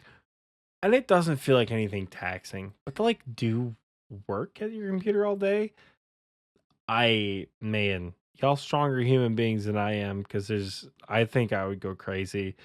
And not in like a derogatory sense of like, oh, I don't know how anyone could do that job of like, I can't do it and I envy you because you can do it. Right? Like if you work from home, I envy you because I would love to work from home, but I would also hate it and go crazy because I don't know. You guys are tougher than I am pretty much. There's one more little bit here for this final question Do you want to answer that? from Young Mac. I will Okay. answer this. So Young Mac says, Olympic bonus round. I was very into Olympic fencing in 2017. I spent my escape time just watching Olympic reruns of the fencing and got the walk down. I don't know if my local area has fencing club, so I hope you enjoy it. I hope your local area does have fencing club, Young Mac. And as a special treat for those of you on YouTube, I, in my way too drunken stupor, I'm going to showcase what the fencing walk he's talking about looks like. Right, let me get my saber out real quick. Jesus. Whew. Jesus Christ. I don't know how much of this he's going to cut up, but Oxy literally has Do not operate a sword while he has a intoxicated. sword. So, what you're going to do? Okay, here we go. Don't stab your chair, Oxy. Pull my microphone a little bit closer. So what you're going to do? You're going to get in your good on-guard stance. You're going to have your L-shaped feet right here. Sword out. Right? Front foot forward. As you step, you move your back foot. Nice. This is great. I should either go to the bathroom or go to bed, but we're going to keep on recording, baby. Whenever Call me biased, Young Mac. If you can get into fencing, 100%, go for it. Because it's a hell of a lot of fun. I forgot what I was going to say.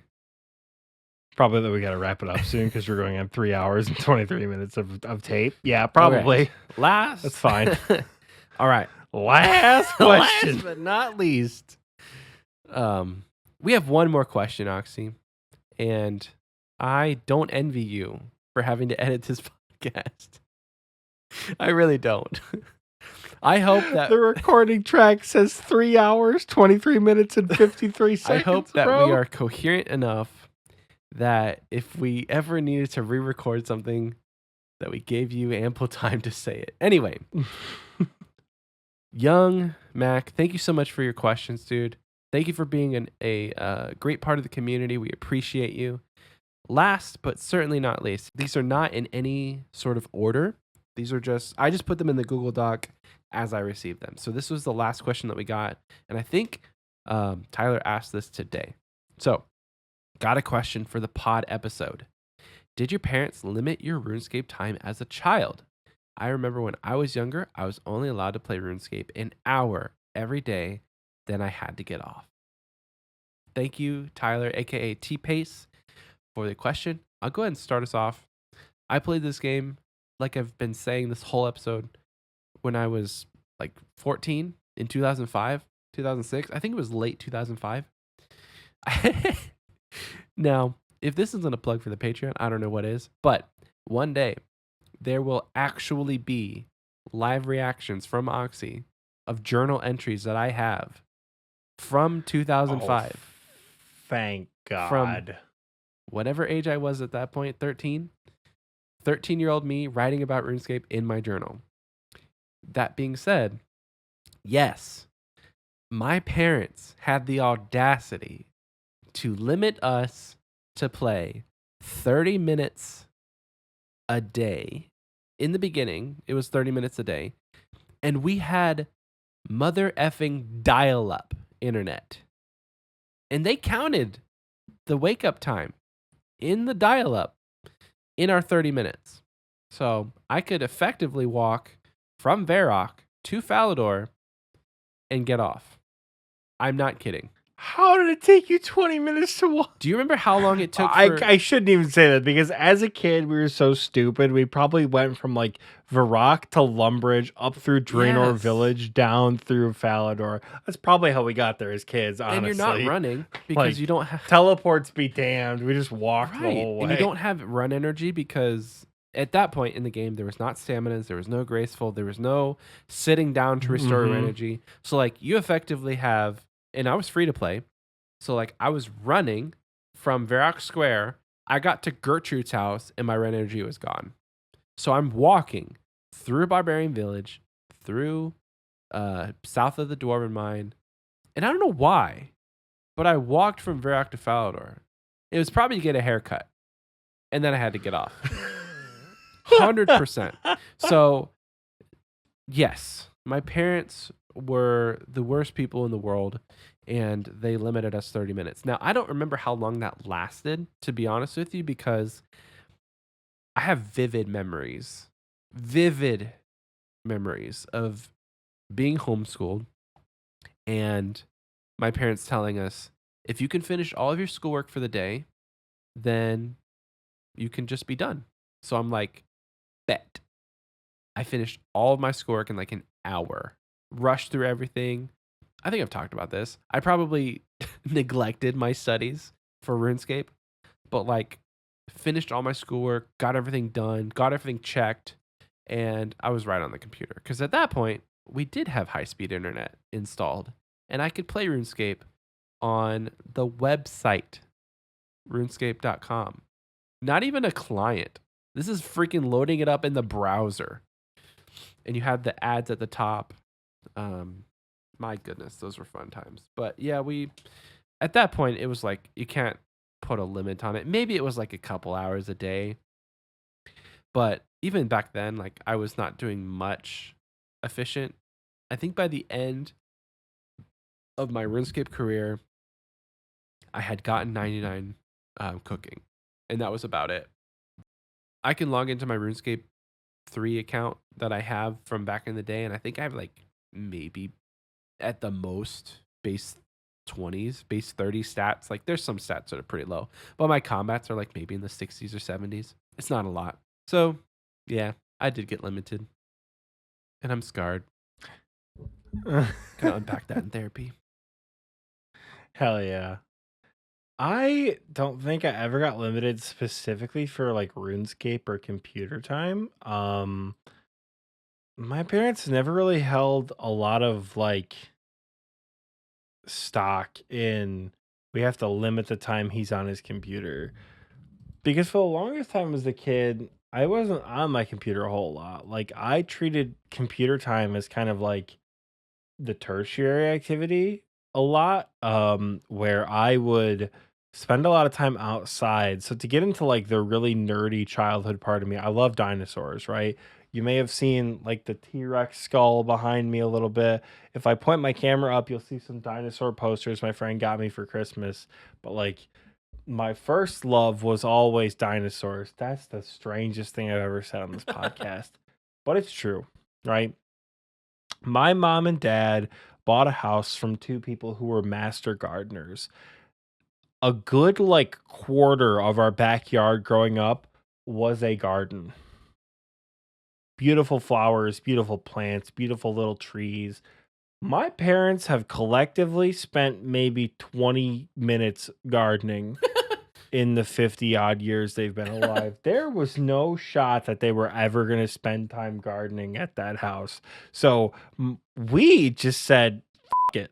We're going to play in the garden. And I took all my toy dinosaurs out there. And as a little kid, I renamed it Isla Zorna, like from Jurassic Park 3. That's where all my little toy dinosaurs lived. We tore the shit out of that garden as kids. We were out there all the time. So video games and like computer time were so like back burner as a kid. Like I liked them. But if it was like mid-July and you're like, what do you want to do? I'd be like, let's play outside. Let's go to the city pool. Let's ride our bikes. Let's go to Isla Zorna and like hang out for a while. Like I was never like, let's hop on with the boys and play like Star Wars Battlefront 2 or something like that. Like what would have been popular at the time. I didn't really ever get limited besides one time when I was in the 4th grade. I got warned by my parents that if I did not pass spelling in the 4th grade, they would take my video games away for the whole quarter. Oh my gosh. And I did not pass spelling. I think I got a D no. in spelling, which probably is a cause and effect of like how as an adult, I can't type to save my life. I'll write these big fancy bingo announcements. You guys should see this shit before I release it to the public. The unedited, error-ridden typing I have is awful. I don't know if I have dyslexia or what, but like I cannot read or type to save my life. Well, I got a D in spelling one quarter, and my parents were like, F you, get A's. And they took my video games away for like 2.5 months. Oh my gosh. And it was awful. I couldn't play PlayStation 2. I couldn't play GameCube. These sons of bitches went so far as to call my friend's parents to ask, is Matthew playing video games? Because if he is, tell him he can't. I'm so sorry. My parents were so ruthless in the 4th grade for like what was realistically only like 8 or 10 weeks. Felt like a fucking eternity. Don't tell me that they said no video. Don't tell me games. it was over the summer either, because that's the worst. It was like right before Easter. It would have been like this time where like the 2nd quarter ended and like the 3rd quarter of school started. I remember because on Easter Sunday, I like cautiously asked my parents to play video games on Easter Sunday. And they're like, it's a holiday. Go ahead and play video games. And I was like the most ecstatic I'd been in months because I got to play like Jurassic Park Operation Genesis for like 2 hours before going to my aunt's house. And it was like bliss. Wow. It was the fix I needed. Yeah, they did not mess around. Yeah. They said no. That was the only time I've ever been like limited. But like in hindsight, as a kid, like I spent a lot of time towards like my middle school years playing a lot of video games. There was a horrible realization I had in the 7th grade over the summer that like I had spent the whole summer playing Halo 2 on PC and like not being outside and being with my friends. And that felt really shitty at the time. I don't want to say I wish I was limited, but at the same time, like I wish I would have spent my time a little bit better. Kind of like how you talked about in a couple episodes ago, that like I wish sometimes as a kid I would have spent my time a little bit differently than playing a lot of video games. As an adult, I don't know if I feel the same sentiment. Yeah. Because you kind of feel like as a kid, like they're going to go away. But if I could tell myself at what 13 or 14, hey, you're still gonna be able to play this game when you're in your 20s. So like, You're gonna be able to play this game way more than you think you Yeah, are when you're in your bro. 20s, brother. Let me tell you. So if you want to go play outside and you don't want to play this game, like, get at it. Just wait till I tell you about Chambers of Zarek. You're gonna spend a lot of time there. You reminded You don't even know what that means yet. You reminded me the Easter Sunday thing.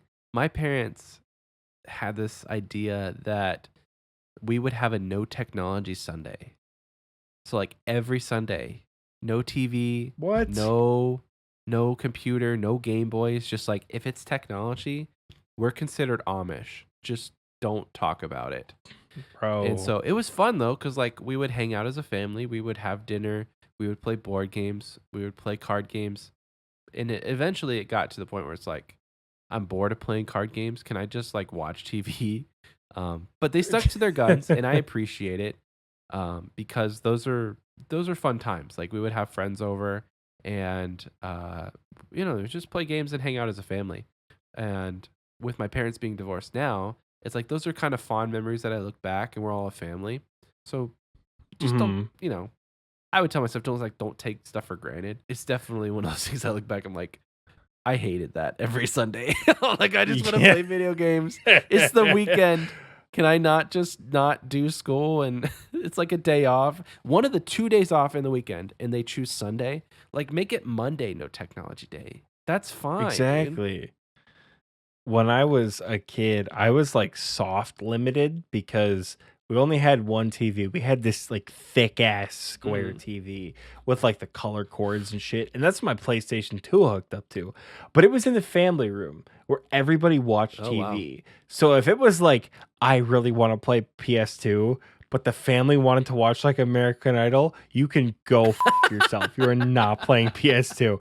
And I have so many like I said, flashbulb memories of playing PS2 in my family room when like I would be with my friends. I was with my friend Danny one time playing a Yu-Gi-Oh game, and my bitch of a probably 7-year-old sister came in and like turned my PS2 off just to be a dick. It wasn't even like, I don't think there was a purpose. My sister and I are real close now. As a kid, this bitch would like unplug my game systems for fun.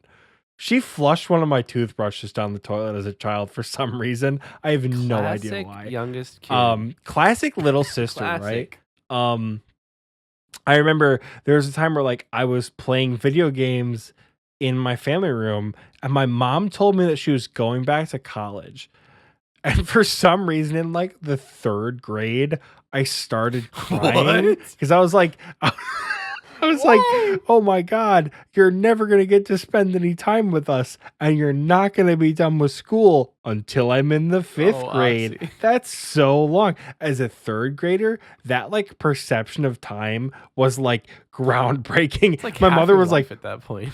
was like, what the are you talking about, bro? Oh my gosh. Like, my mom was not in school for Oh. that long. Neither of my parents were in school for that long while I was alive.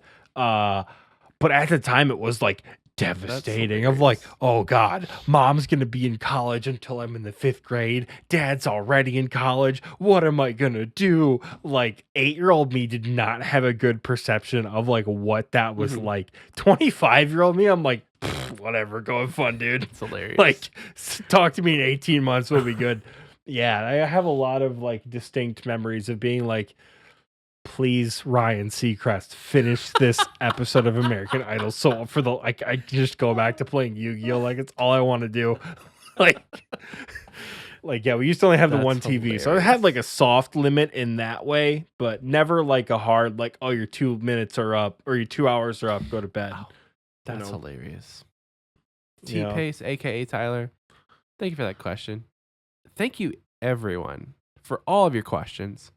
For real. Thank you, everybody. What a day it has been. I can't tell, Oxie, if at this point I'm just tired or if it's the alcohol or I'm if both. I'm sick. I'm both. It's all 3 for me at this point.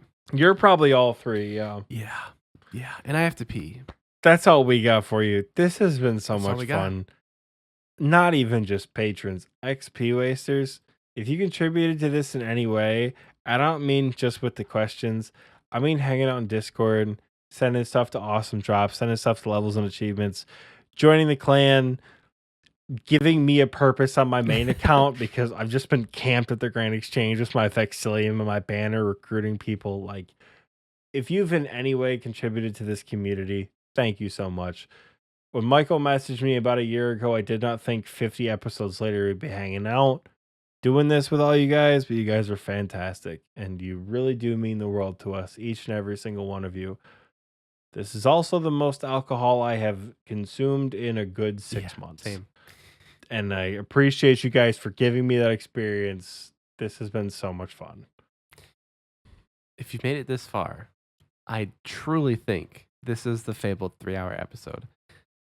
I'm looking at a recording it time. Might be low key. It might be, dude. It I might don't think be. you can trim 40 minutes out of this. We're gonna try. We're gonna try. So if you made it this far, guys, thank you so much for listening. I want to echo what Oxie just said. Thank you so much for being a part of this community. This is not the end. This is just a numerical celebration of the community that we have. Mima, I'm going to stop right now. I'm going to stop you right now. In the XP Waste chat. 4 hours. 4 hours. Get out. He's banned, He's bro. banned. I'm trying to be sentimental and you're out here talking crazy. Anyway, this is not the end. This is just a numerical celebration of the 50th episode. It's a cool number to talk about. And we just wanted to include you guys in the community and in this episode. And it's a good excuse to get a little tipsy, get a little drunk. So if you made it this far, thank you so much. I could plug everything we can plug, but you know where it's at. It's in the description. The only thing I'll say is we have a YouTube giveaway going on. So if you want to subscribe, please do. And like and comment, and you'll be entered. And congratulations to the winner. I don't know who it is yet. We have to do the Neither drawing, do but I. you will know because it's on our social media and it is in the description of this episode. We are also posting every episode moving forward for the time being on Thursday. So look out for that. Oxy, is there anything else you could think of? My bladder is screaming at me. Same. You guys are amazing. And that's all we got for you this week.